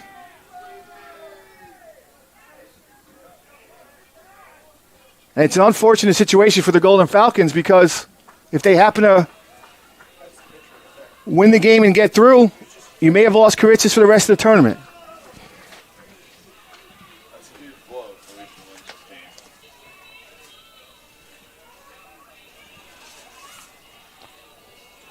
So once the pass ball came and the open base was available, Karitzis obviously didn't take very kindly to having his glove checked.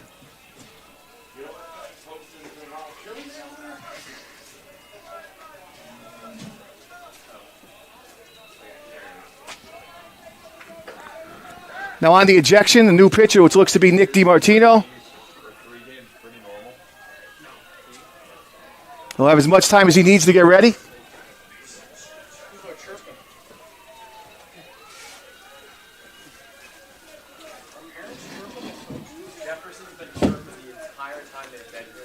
And we talk about the mental side of the game. Looks like Felician may have folded that first. Sure, it might have been a little gamesmanship on Pat Horvath's part to have the glove checked. I'm not sure if he actually believed there was anything going on. But you have to let it go. They started this game with warnings.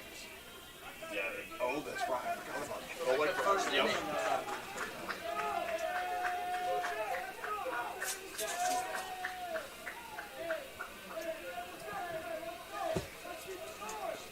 You see the umpire kind of pop up after the hit batsman occurred.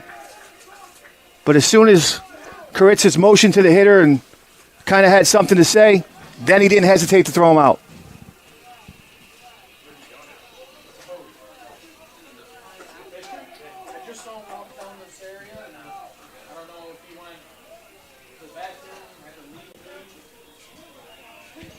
So as we mentioned, Nick DiMartino will get as much time as he needs.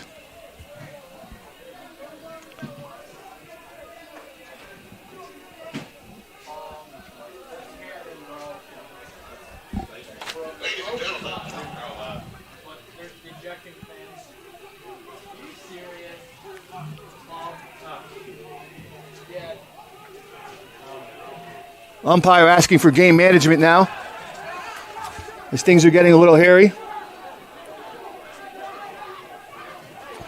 Bench is empty, field empties, and the altercation is occurring near the stands. And unfortunately, things have gotten completely out of hand over a bad decision by a pitcher.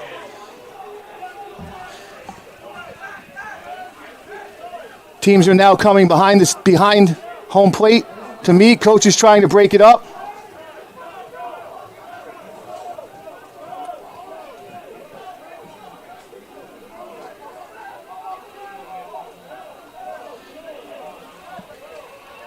Just hate to see this at this level of competition.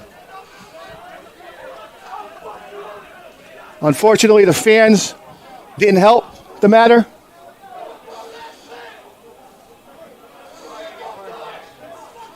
All the emotion coming out for Felician now, unfortunately, they've become unraveled.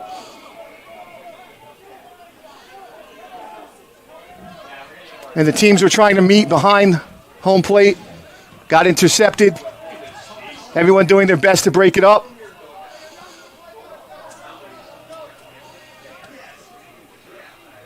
You got 2 out of the 3 umpires with their notebooks out, unfortunately. I'm not sure what's going on there, but there could be some fallout from this. Just an unfortunate situation in this game, in the 6th inning. That unfortunately started with fans that escalated instead of de-escalating.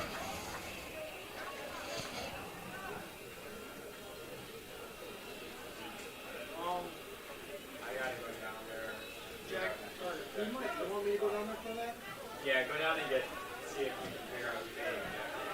Who do you think is the best person to talk now?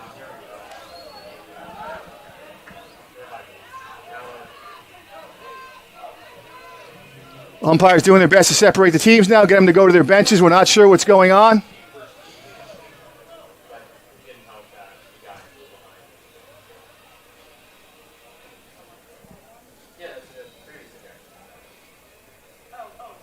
Commissioner and Associate Commissioner Dan Mara, Doug DeBias on the field trying to find out what the ruling is.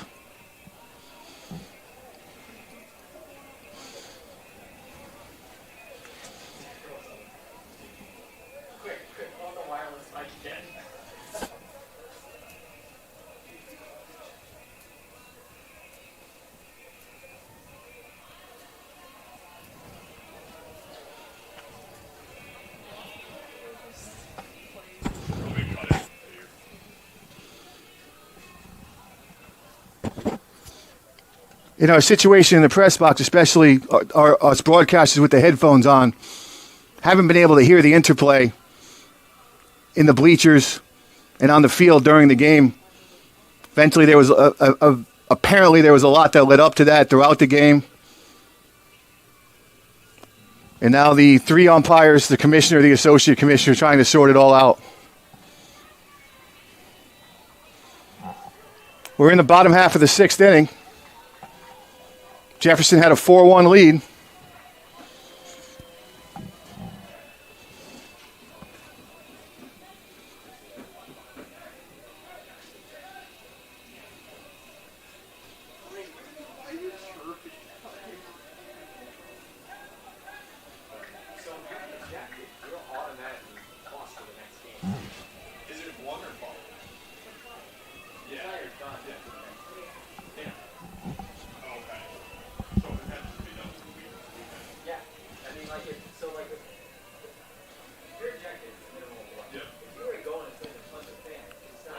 The umpires and the commissioner and the associate commissioner are still at home plate. Neither coaching staff is there.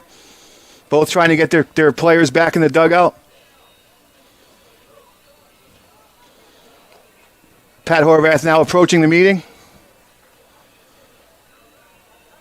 Felician Athletic Director Andrew Torriello also on the field with his coaching staff. Just an unfortunate situation that breaks out sometimes. Intense situations like this that you hate to see happen.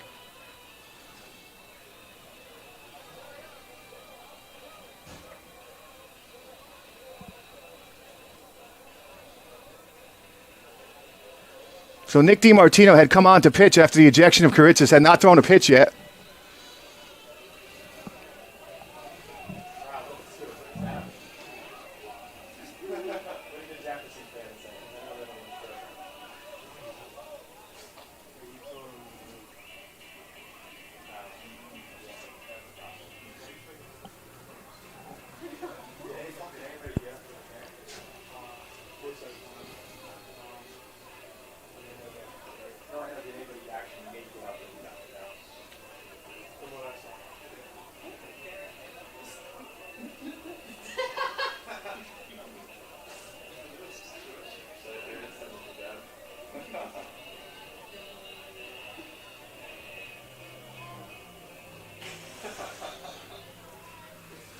Everyone's still milling about.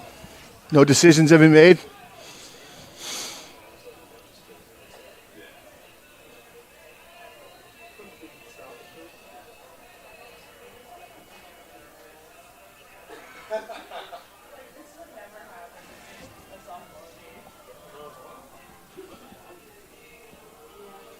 From our vantage point in the press box, we really can't see the bleachers, but as DiMartino was completing his warm-up tosses, the home plate umpire called for game management and then walked over toward the bleachers to try to address the situation. Unfortunately, that seemed to make it worse because it gave the fans a verbal shot at him. The two teams tried to gather behind the backstop.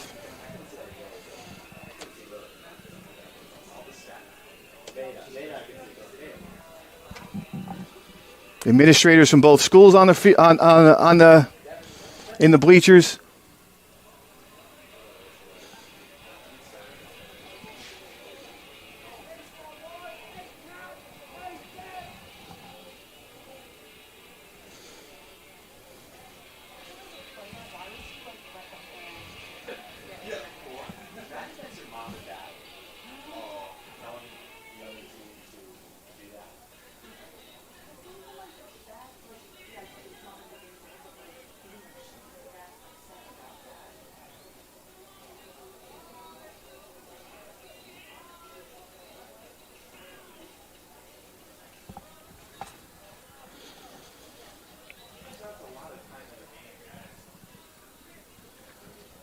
Order trying to be restored. I see Commissioner Mera on his cell phone.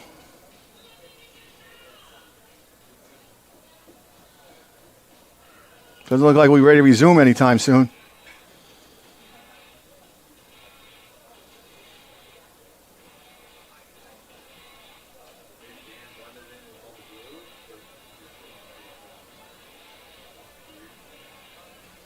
Just an unfortunate situation all the way around in a championship playoff game.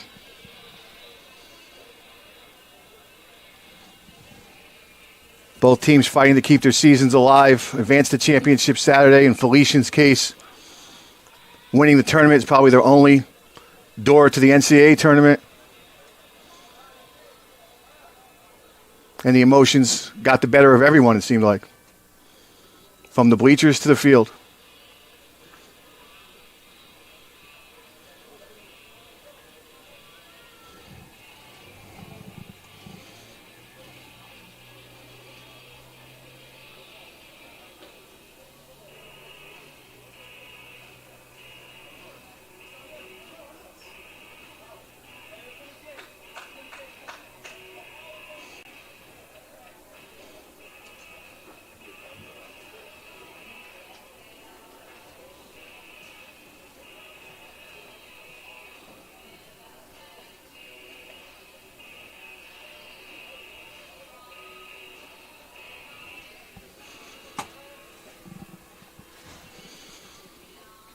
Commissioner Mera now handing his phone to the home plate umpire.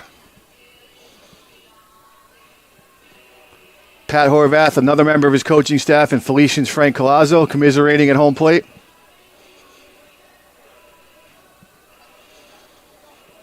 Again, as a game set up, we're in the bottom of the sixth inning with Jefferson ahead 4-1. Felician's Daniel in the umpire's judgment he hit a batter on purpose.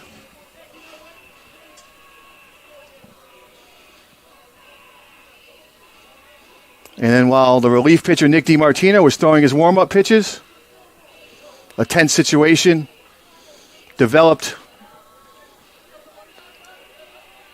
in the bleachers near the field.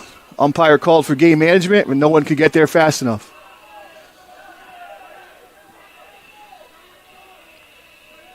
We're at Municipal Stadium in Waterbury, Connecticut. It's day 2 of the Central Atlantic Collegiate Conference Baseball Championship Tournament. Post University has already advanced to championship Saturday for the 3rd year in a row. They will play for the title. The Eagles unsuccessful the last 2 years, falling to Wilmington University in 2022 and to these Golden Falcons last year.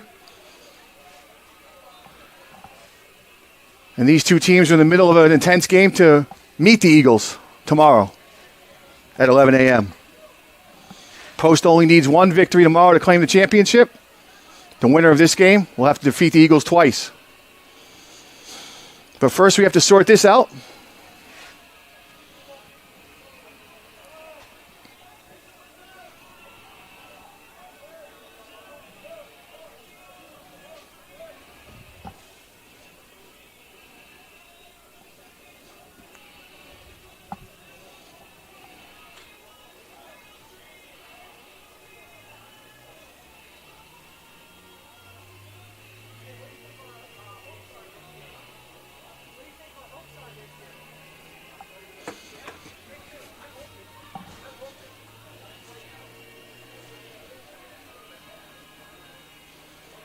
Game management playing some music, trying to de-escalate the situation.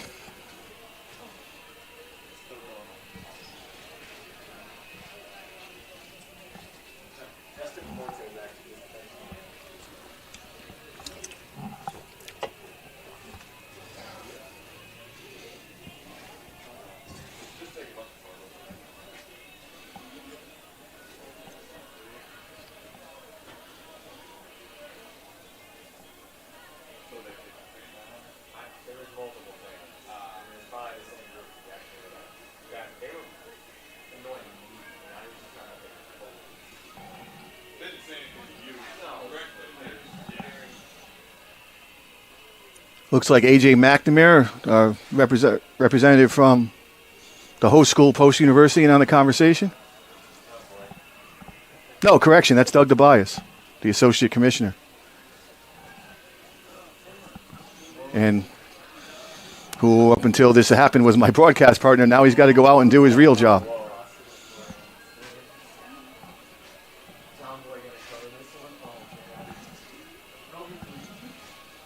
Doug listening while the commissioner talks to the umpires.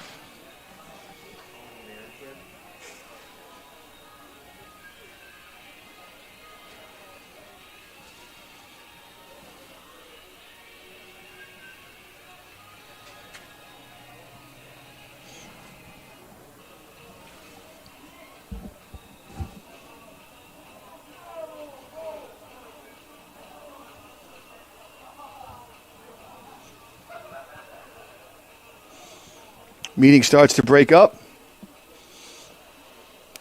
Home plate umpire addressing the coaches briefly. Pat Horvath now joining the conversation that has the commissioner in it.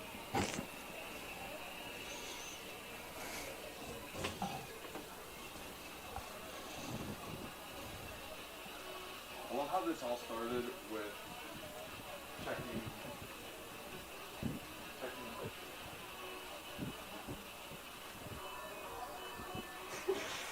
That's why I say the fan. Wow. These are pretty tinted, right? I don't know. No, I can see pretty well.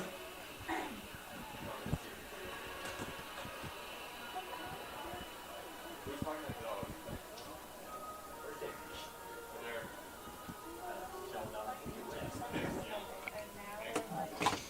If you're just joining the broadcast, trying to figure out what's going on, we're in the bottom half of the 6th inning. The Thomas Jefferson Rams are the designated home team due to being the higher seed, facing the Felician University Golden Falcons in an elimination game of the Central Atlantic Collegiate Conference Baseball Championship Tournament. And unfortunately, an altercation took place where the teams, I don't want to say they left the bench because that would be an official ruling from the umpire, but where the team's emotions may have gotten the better of them after Felician pitcher Daniel Karitzis was ejected, as Felician reliever Nick DiMartino was throwing his warm-up pitches. Umpire called for game management, who couldn't get there fast enough.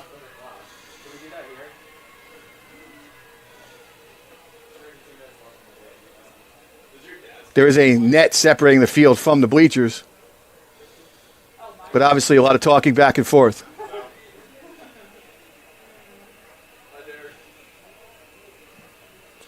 Umpire now reporting to the PA announcer. I'm going to take the headphones off, see if I can listen in on what's going on.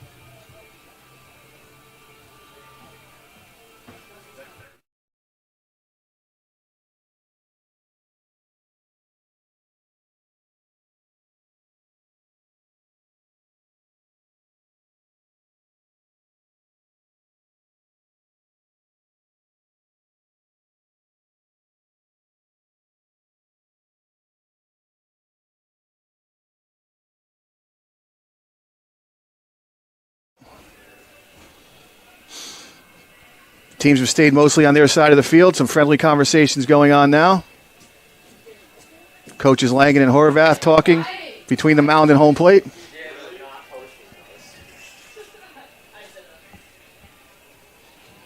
I didn't check the exact time of the delay, but we're well over 20 minutes now. And a pitch hasn't been thrown in the game in longer than that because DiMartino was warming up when this whole thing occurred.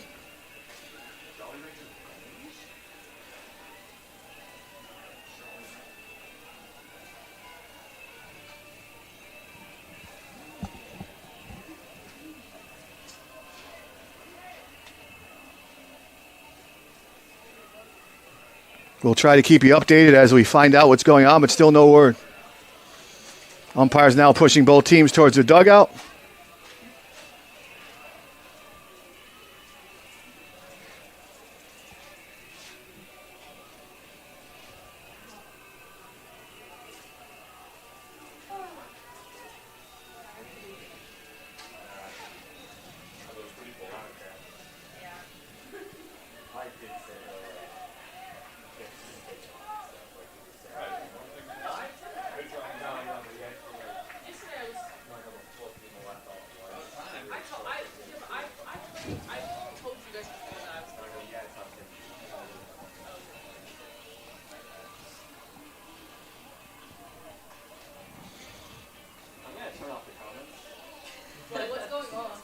I'm sick of these Jefferson.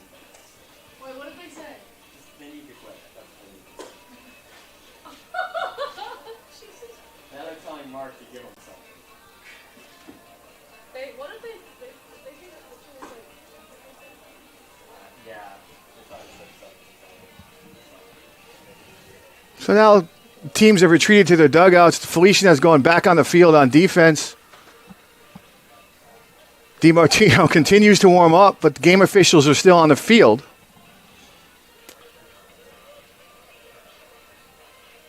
I don't see any substitutions for the Golden Falcons from what was on the field before the incident occurred.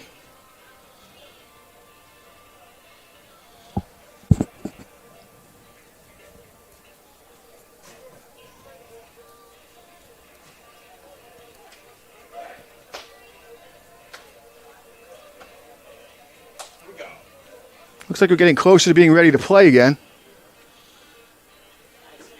DiMartino's got to heat up again, as we mentioned, with the ejection of Karitzis, but DiMartino gets as much time as he needs.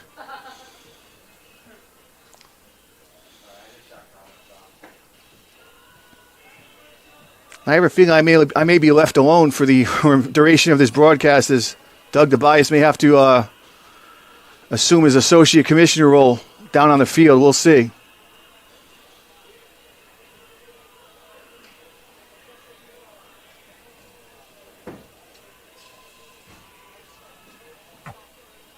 As far as I can tell, everyone on the field, it was the same for Felician as before the incident. Having trouble seeing the outfield. It's Walters at third, Hanau at short, Torres at second, Skrivanik at first, and DeBartolomeo behind the plate, it looks like. Ladies and gentlemen, now pitching for the Golden Falcons. Oh, that's right. Number 14, Nick DiMartino.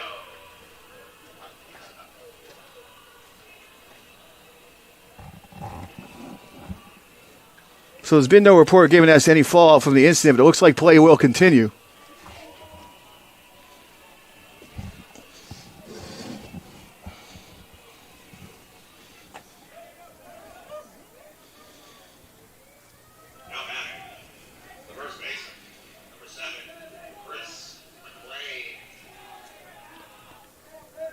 Chris McLean, the hitter, with runners on second and third and one out. There was 2 ejections. Delay of at least a half hour. 2 additional ejections. 58 and 12 on Felician. No one on Jefferson was ejected. Because it happened on swing 58 and 12 on Felician. Neither one playing. I think the original pitcher that got ejected is sitting next to the box for us. Yeah, they both pitched the other way. Yeah. Is it who again? 50 and 12. Gavin and Enright pitched earlier. So the report we got is that out of the fallout from that incident, 2 additional Felician pitchers in addition to Karitzis were ejected from the game.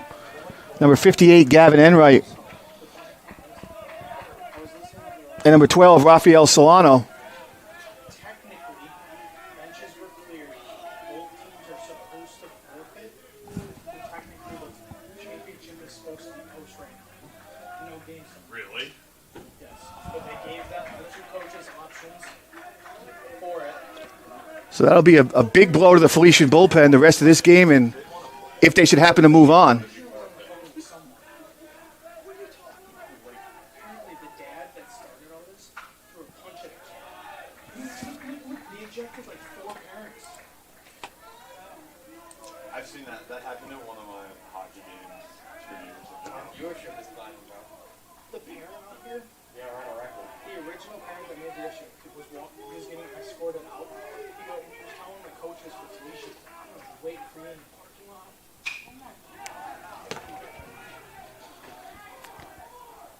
The fly ball's in the right field. The runner tags.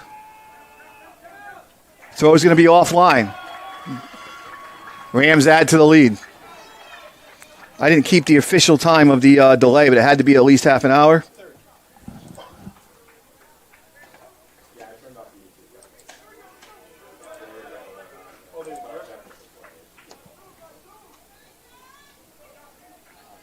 designated hitter, number 24, Josh Lopez. And it brings up the designated hitter, Josh Lopez. So Felician with 2 deep blows to their bullpen coming out of that incident.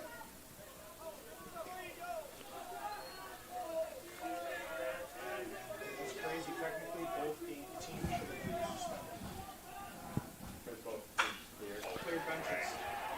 And Lopez is just raking today as the DH. Probably enjoying the half rest from not catching. Throw goes into third base, which allows Lopez to go to second.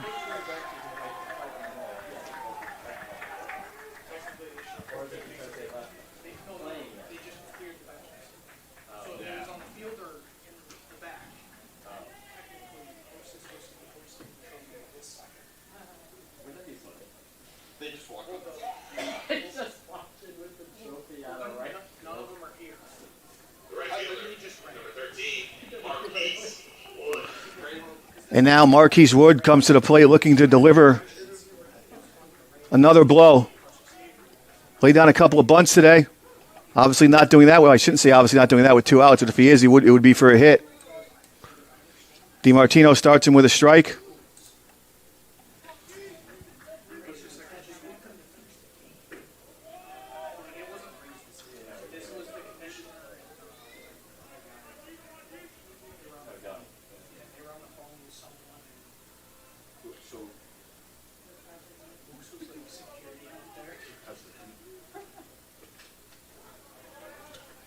Fouled off.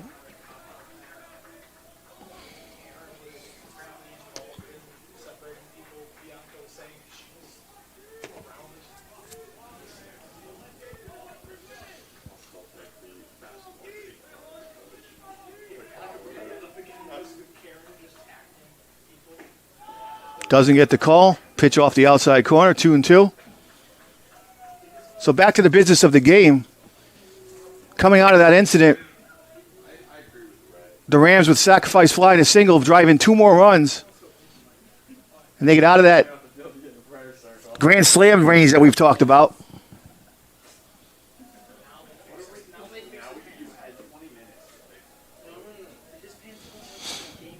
Lopez at third base. Looks like he's getting some kind of wardrobe adjustment.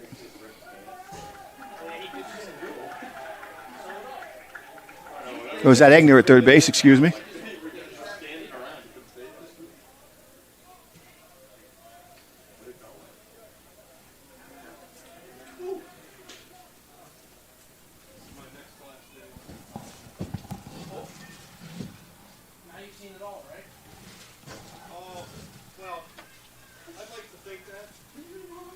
Umpire asking for first base umpire asking for game management again.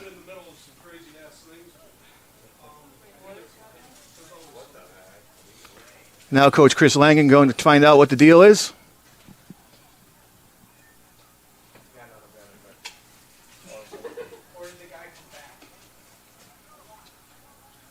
Mark, you got this? Yep. Yes. And as I indicated during the incident, as I expected might happen, I'm on my own for the broadcast the rest of the way as Doug DeBias has to do his real job as the associate commissioner. Lifted to center field. Straight away, caught for the third out. But the damage is done as 2 more runs come across the plate. In a very long and interrupted bottom of the 6th inning. And we'll see if Tyler Boehm, who had to sit around a long time, answers the bell, and he does.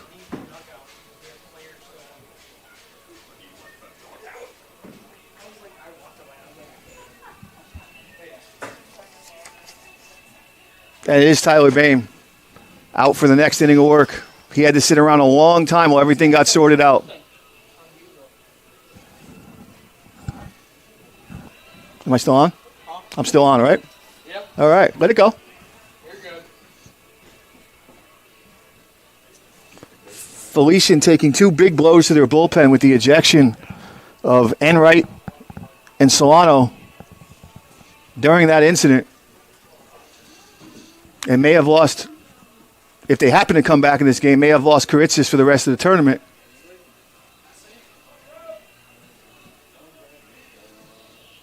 But first things first, they have to figure out Tyler Boehm. They have any hope of getting back in this game.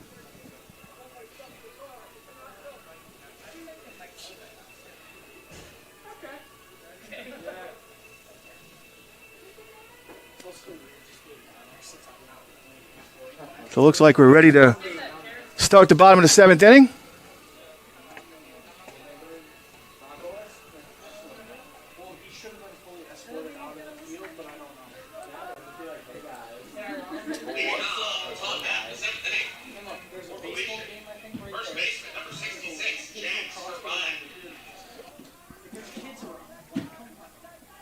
Scrivonic.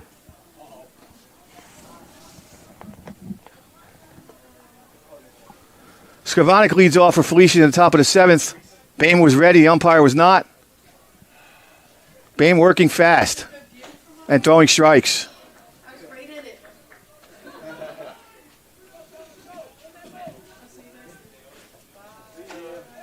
Big swing. And that's what kind of happens in games like this. You try to hit that 5-run home run with nobody on base.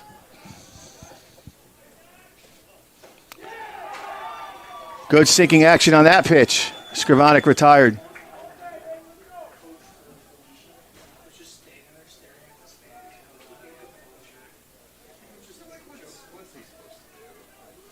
Right fielder, number 33, Andrew DeAngelis steps in. Left-handed hitter against the right-handed Babe. Shows bunt, which pulls Egner in at third. Egner stays on the grass. As DeAngelis lifts one in the left center. Joshua Lopez there for the catch. Quickly 2 away for the Golden Falcons. second baseman, number 0, Alex. Honestly, we shouldn't even do a posting minute ago. At this point. No. We're not doing a posting minute.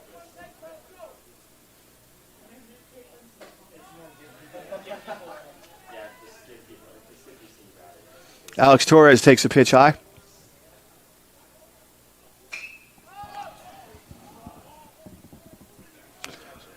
Popped up to second. Gonzalez drifts back, makes the catch. It's time for the stretch. The Rams need to get 6 more outs to advance to championship Saturday. And at the end of 6.5, Jefferson 6, Felician 1.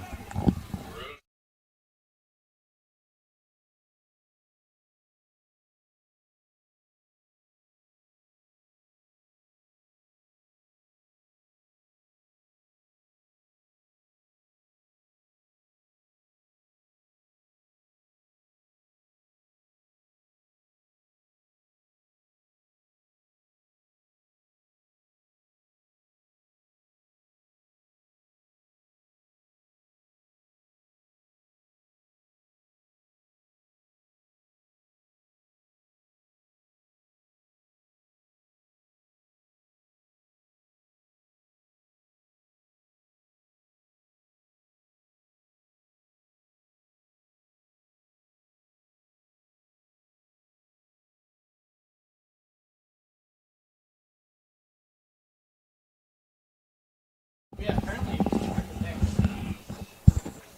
That's what that coach. Oh, the one right there on the line. The 18-year-old was fine. Yeah, or you can just put a number. Did I do that for the other one? Like, I don't think it was Jefferson players or coaches. Yeah, put FPL. But technically, they should have never ran. They should have never. Yeah. There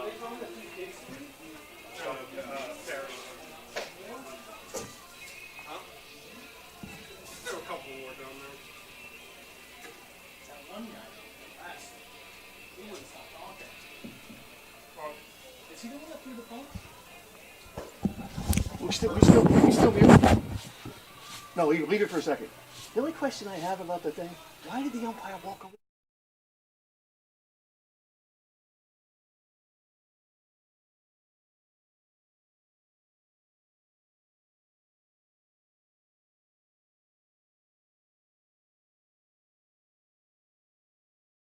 The ball now in the second inning for the Rams. Number 1, left fielder Josh Lopez. Dylan Morrow making his first appearance on the mound in the tournament for Felician. I was trying to get police down there. This other dad steps in, he's like, I got video, I'm going to show you. He did that. And I said, you know, And you want to be a smart ass, you're out of here too. the Rams have spun the lineup back around to Mr. Egner. Justin Egger. Actually, I'm wrong.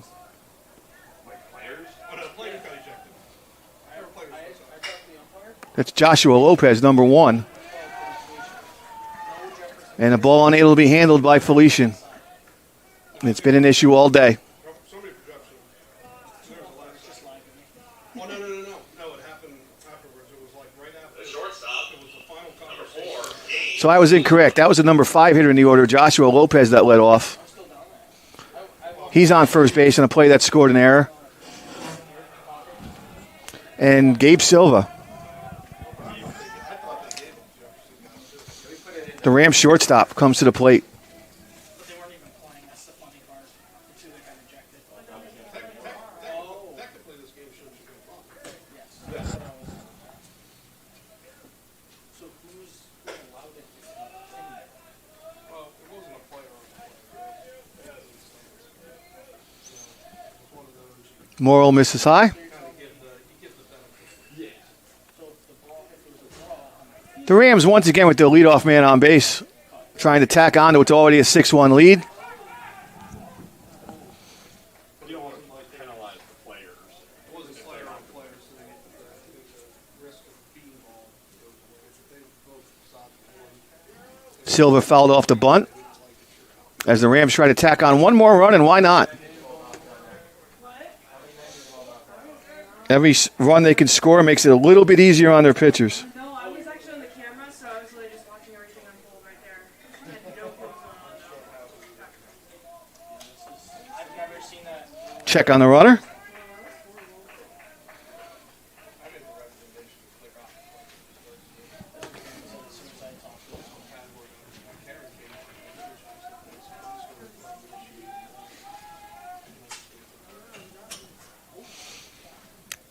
Bunt was off, fouled it back.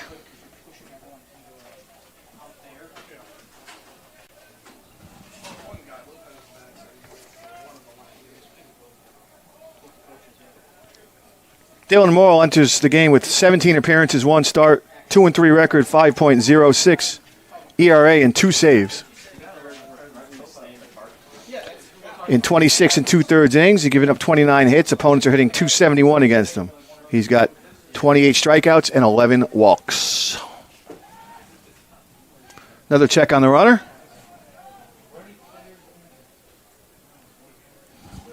Joshua Lopez has been on base all afternoon, so I've mentioned it many times already that he's among the Ram leaders with 18 stolen bases.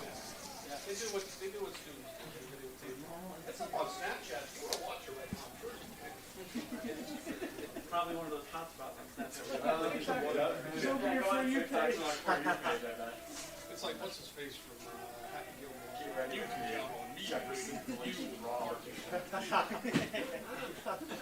Called strike 3. Lopez still parked on first. Brings up spot of 4. 14, Lou Spadafora.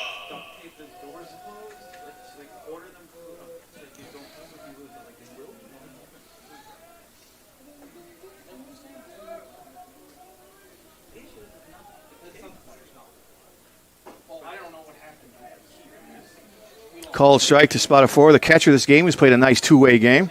He's gotten a base hit, has moved runners with bunts, and done a great job handling Tyler Bame.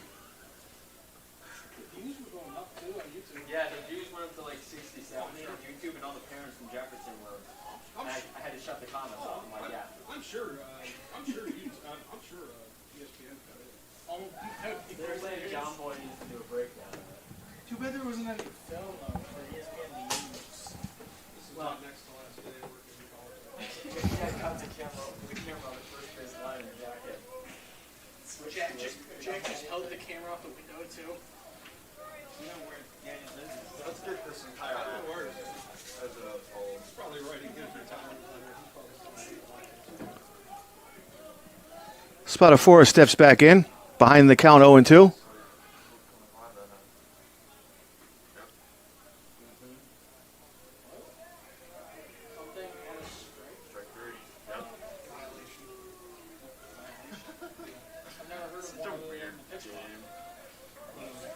And a 5-second violation committed there. One of the newer rules to address length of game. Didn't get in the batter's box in time, so that's a strike. And because it was 0-2, it's strike 3.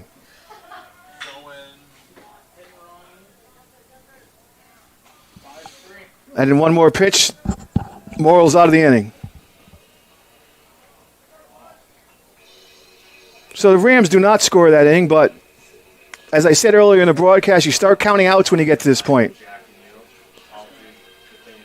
And Jefferson needs 6 outs to advance to championship Saturday. Jefferson ran 6. Felician Golden Falcons 1. Well, at this point, I don't know if I want to beat it. Tyler Bame answers the call for the 8th inning. That's why we want to get out of here before the players. And we'll keep it right here. Actually, no, that might work because Jefferson does pop for the. Yeah. Felician was here. Yeah, we want Felician. Is anybody from Post here? Post, I have not seen a I Post thought I player. saw some players earlier, like in the 4th or 5th, like a while ago. I think he'd be stupid. You're stupid now. Are you in the box out there? Yeah. Is the picture that got ejected? He's sitting next to Bro. Yeah. And bro goes, hey man, you want a Twizzler?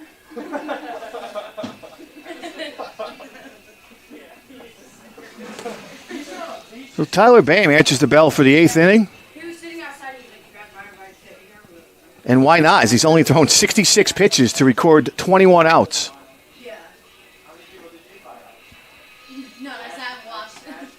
I opened the door and I sat there and I was watching everybody fight. I was like, they were right here. They ended up, yeah. I started seeing stuff, and then that's when I started going down the stairs. And the commissioner.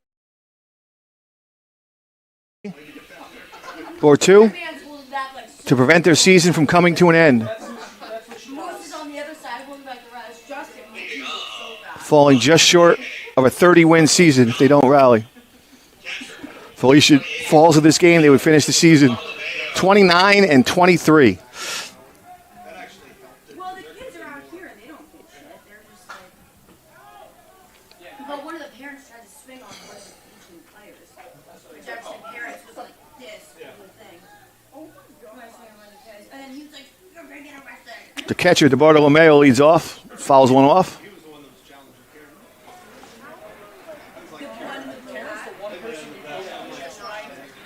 It's 1-1. Which is the guy in the right green bracket. Is he an actual controversy? It's like a baseball game. Like, it's not life or death. That one fouled off. Outfield pretty straight away, and so is the infield.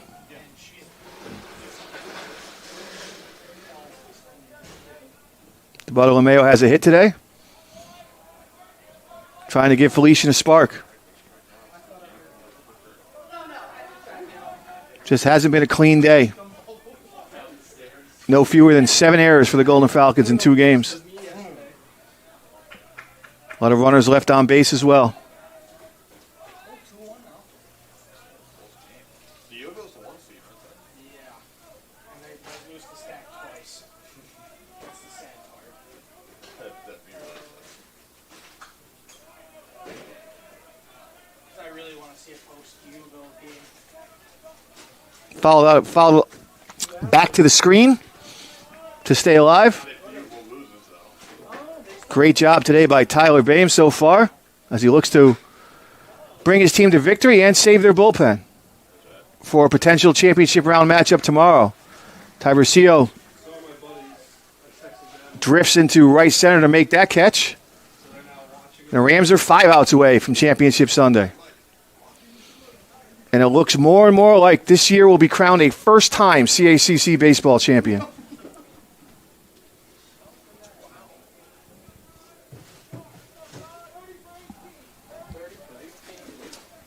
Ladies and gentlemen, your attention, please.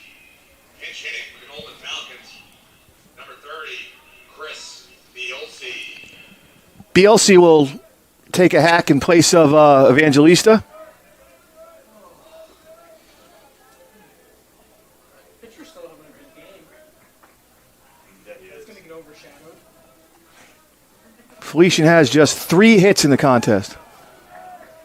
He's a pretty good pitcher. 3 hits, 1 walk, 1 run. I don't know if that can win the game. And if they are to win this game, they're going to have to triple that total really fast. Oh, do you want to top 9? Yeah, it's 6-1. Oh, yeah. 2-2 the count. It's been overcast most of the afternoon. The lights have been on for nearly 2 hours now. Yes, most likely we would be packed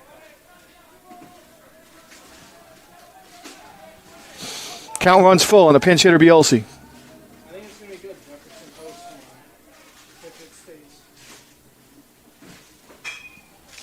serves one in the right field. And it lands fair. He trips over first base and has to stay there. What else could go wrong for the Golden Falcons today?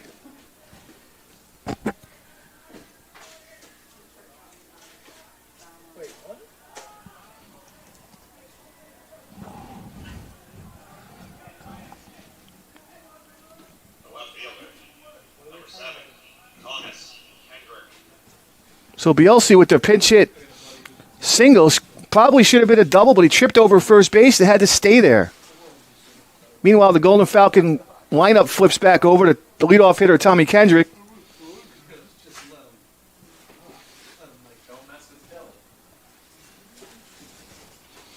And they're checking on Bielsi over at first.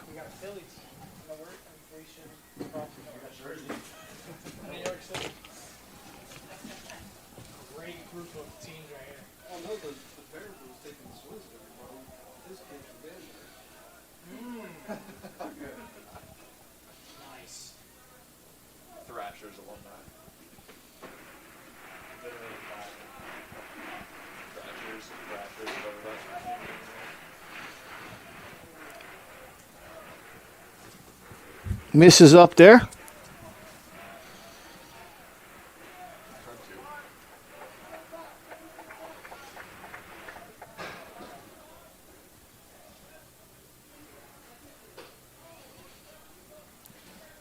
Misses up again.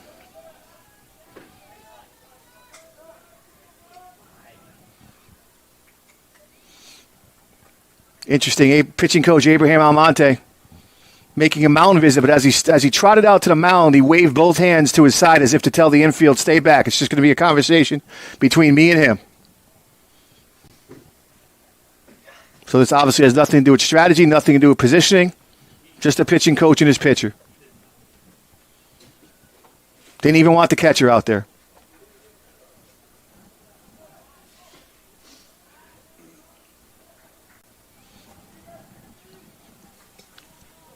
He was trying to settle him down, getting him back in the strike zone with a 5-run lead.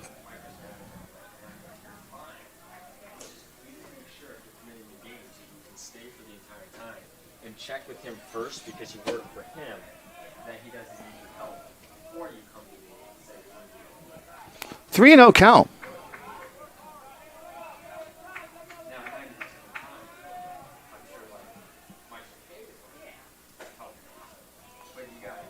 And Boehm pitching himself into some trouble here with the 5-run lead.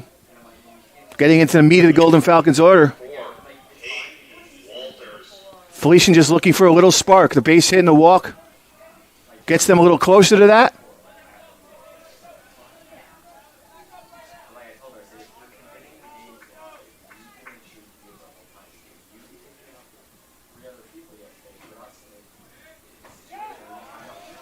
Called strike on the outer edge. This turns into a big plate appearance in this game. See if Hayden Walters could keep the line moving for the Golden Falcons.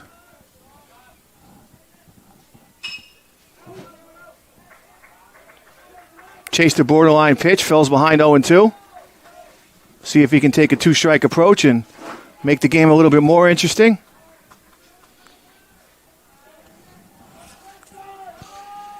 Jefferson is looking for outs any way they can get them.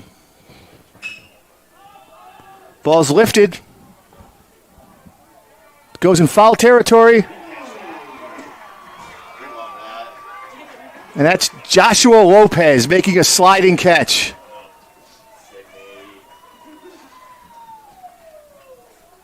Everything coming up Rams right now.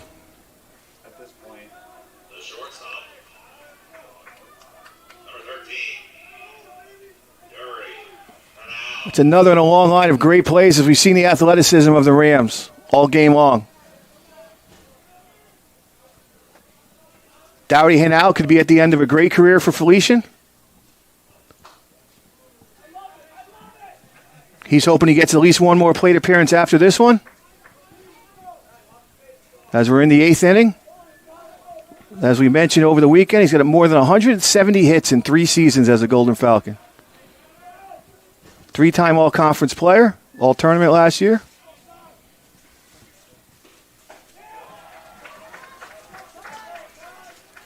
But the assignment here is just to keep the line moving.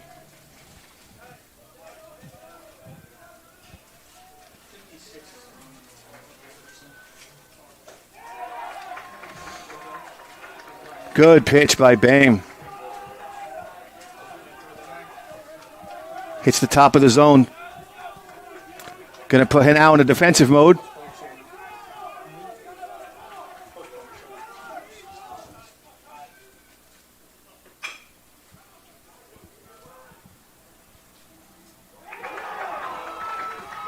Chopper to second.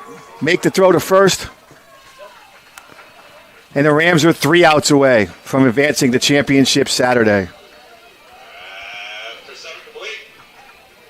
We're in the middle of the 8th inning.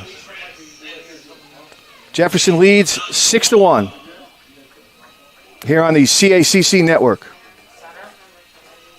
I see 30 running out there.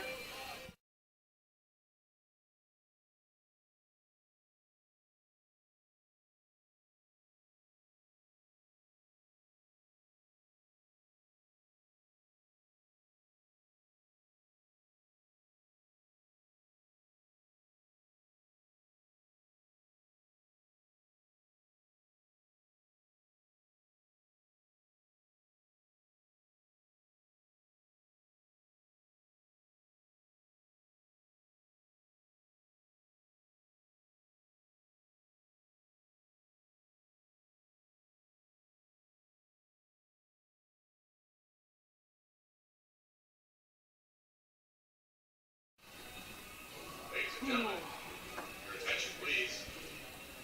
Now pitching for the Golden Falcons, number 32, Derek Von Horn.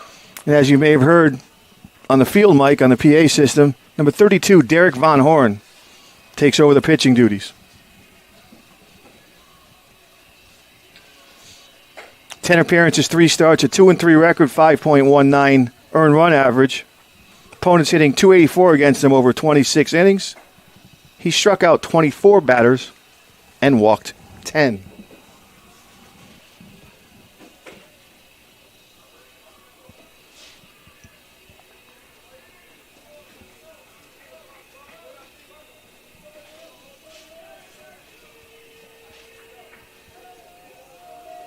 The 9-hitter for the Rams, Jordan Tiburcio.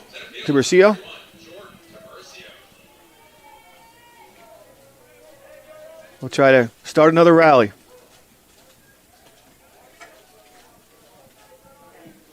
Shows bunt. Walter's not taking the bait. Stays even with the bag at third.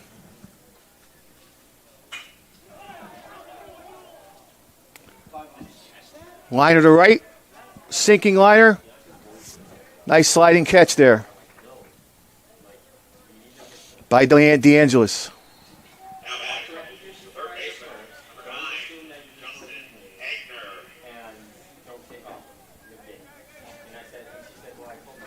So Jefferson's leadoff man, Justin Egner, back to the plate, 0 for 3 in this game.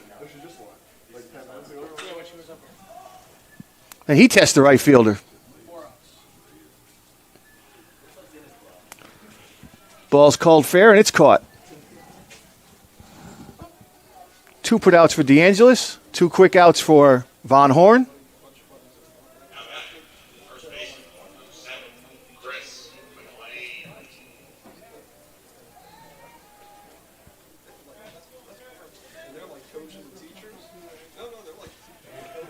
And McLean will try to get on base and start another rally.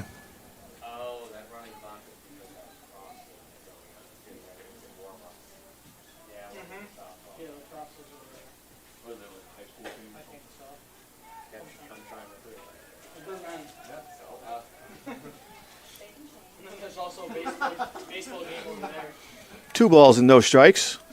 As McLean tries to extend the inning, fouls one off. It's been overcast most of the afternoon. Some possible rain this evening here in Waterbury, Connecticut, the Brass City. Paints the inside edge. 2-2 count. No, I'm sorry, that's not long. No, we got 94 people today. Right now?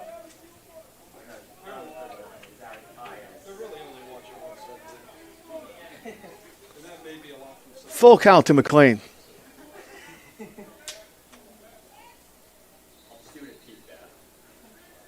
there are any comments from a guy named Central Bucky, then just ignore That one off the inside edge as McLean keeps the inning alive and gives Josh Lopez another chance.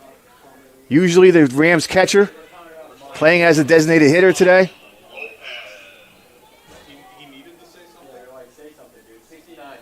He's driven in 2 runs. No, sorry, 70. We actually did get 70. They wanted to say, oh, the humanity. No, they actually called the conference soft.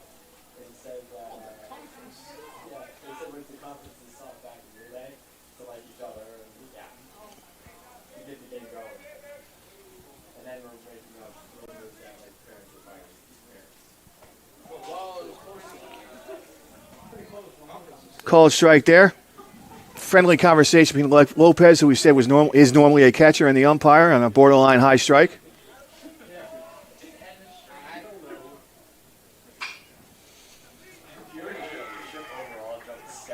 An 0-2 pitch that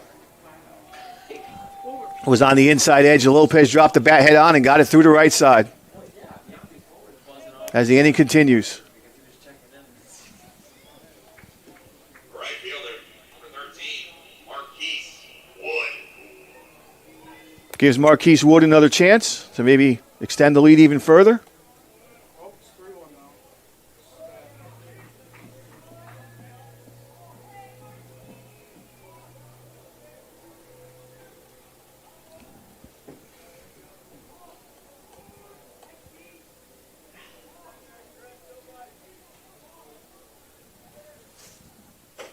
Big cut for strike one. Von Horn trying to keep Felician's small glimmer of a chance alive as I struggle to get words out in Game 5 of the weekend. Quickly 0-2. However, he had Lopez 0-2 also. Lopez was able to punch a ball through their left side.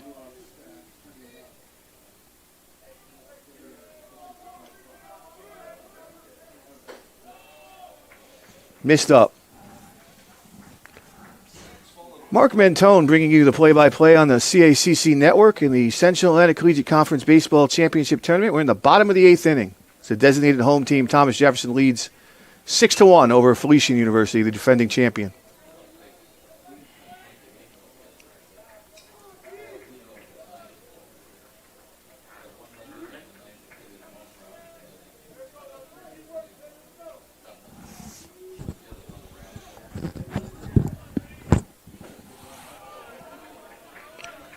Just missed down.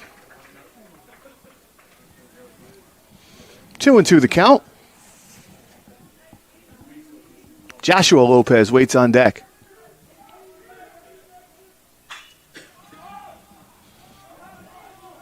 Ball is popped into foul territory. Skrivanik looks like he handled it.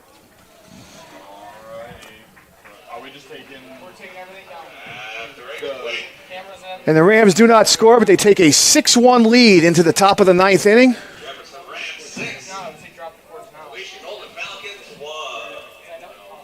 And Tyler Boehm looks like he's going to make an attempt at a complete game. The winner of this afternoon's contest will advance to the CACC Championship tomorrow to face the Post University Eagles.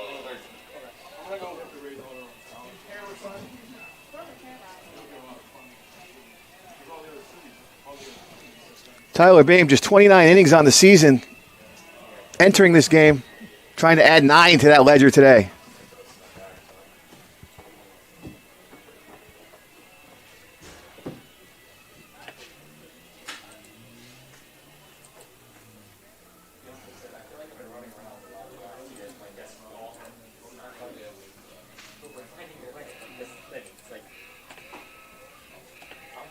And if the Rams and Boehm can finish the job, then we'll be guaranteed tomorrow to crown a first-time CACC baseball champion.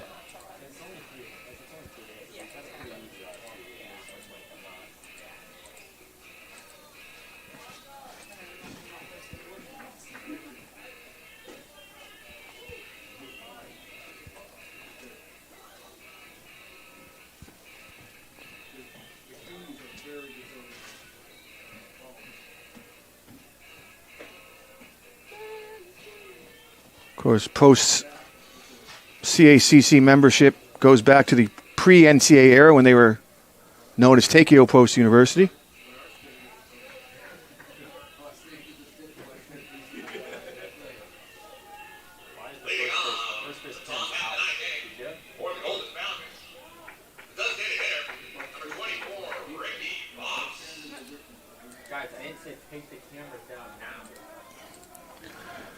So Ricky Voss will lead off the top of the ninth for Felician in their last gasp effort to keep defending their CACC championship from 2023.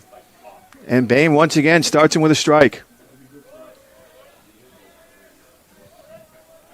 Left-handed hitting Voss here at Waterbury Municipal Stadium.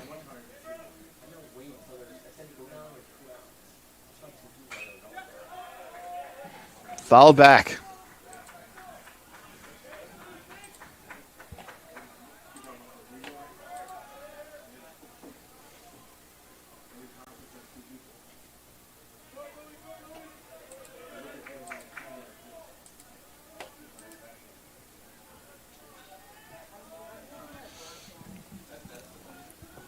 Tyler Boehm just crossing the 90 pitch mark for the game, so at this point in the season, should have plenty left. Been mostly economical. Voss lifts one to left field. A little more trouble maybe than it needed to be for Joshua Lopez, but he comes up with it. That's really all that matters right now. First base, number 66, Jack Scrivonic. Scrivonic looking to keep it going.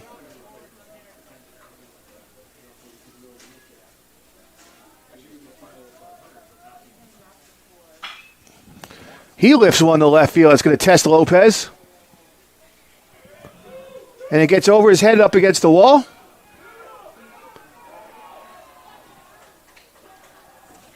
And Scrivonic coasts in with a stand-up double to stave off elimination temporarily for the Golden Falcons, who have 2 outs remaining to try to score at least 5 runs. But obviously, if you're in the Golden Falcon dugout, you have to take it one hitter at a time and just pile base runner after base runner.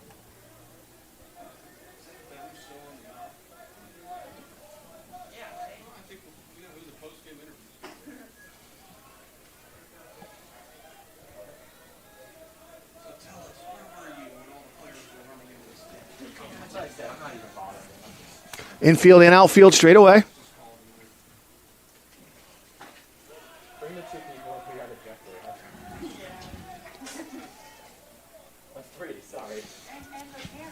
Andrew DeAngelis with a 1-1 count. Tops one, foul.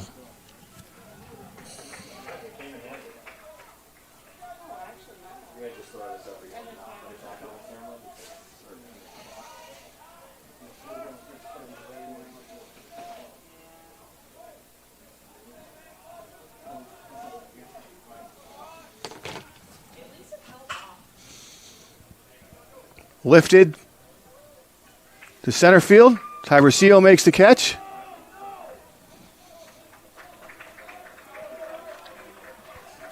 Scrivonic continue to play out the game, advances to third. Now batting for the Golden Falcons. Second baseman, number 0, Alex Torres. Now we up to number 0, Alex Torres, to keep the game alive for the Golden Falcons. Outfield shallow, but straight away.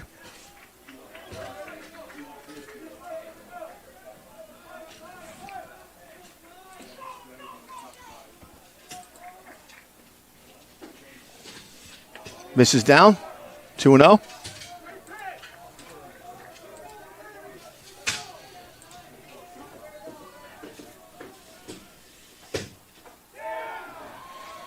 There's a strike. No reason for Torres to swing before he had a strike, as Felician just needs as many base runners as they can get.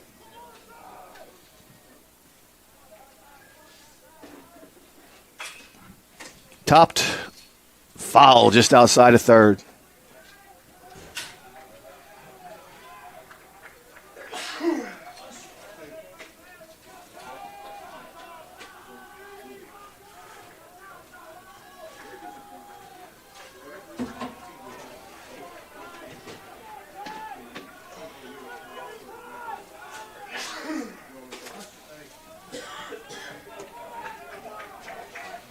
Pitch misses, and we're full.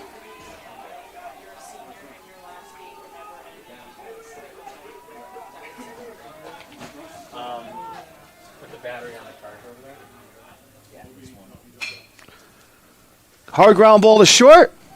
Throw over the first, and that's your ball game.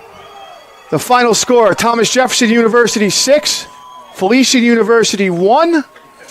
Thomas Jefferson wins their second consecutive elimination game and will advance to the final round tomorrow, where they will need 2 victories over Post University to claim the championship.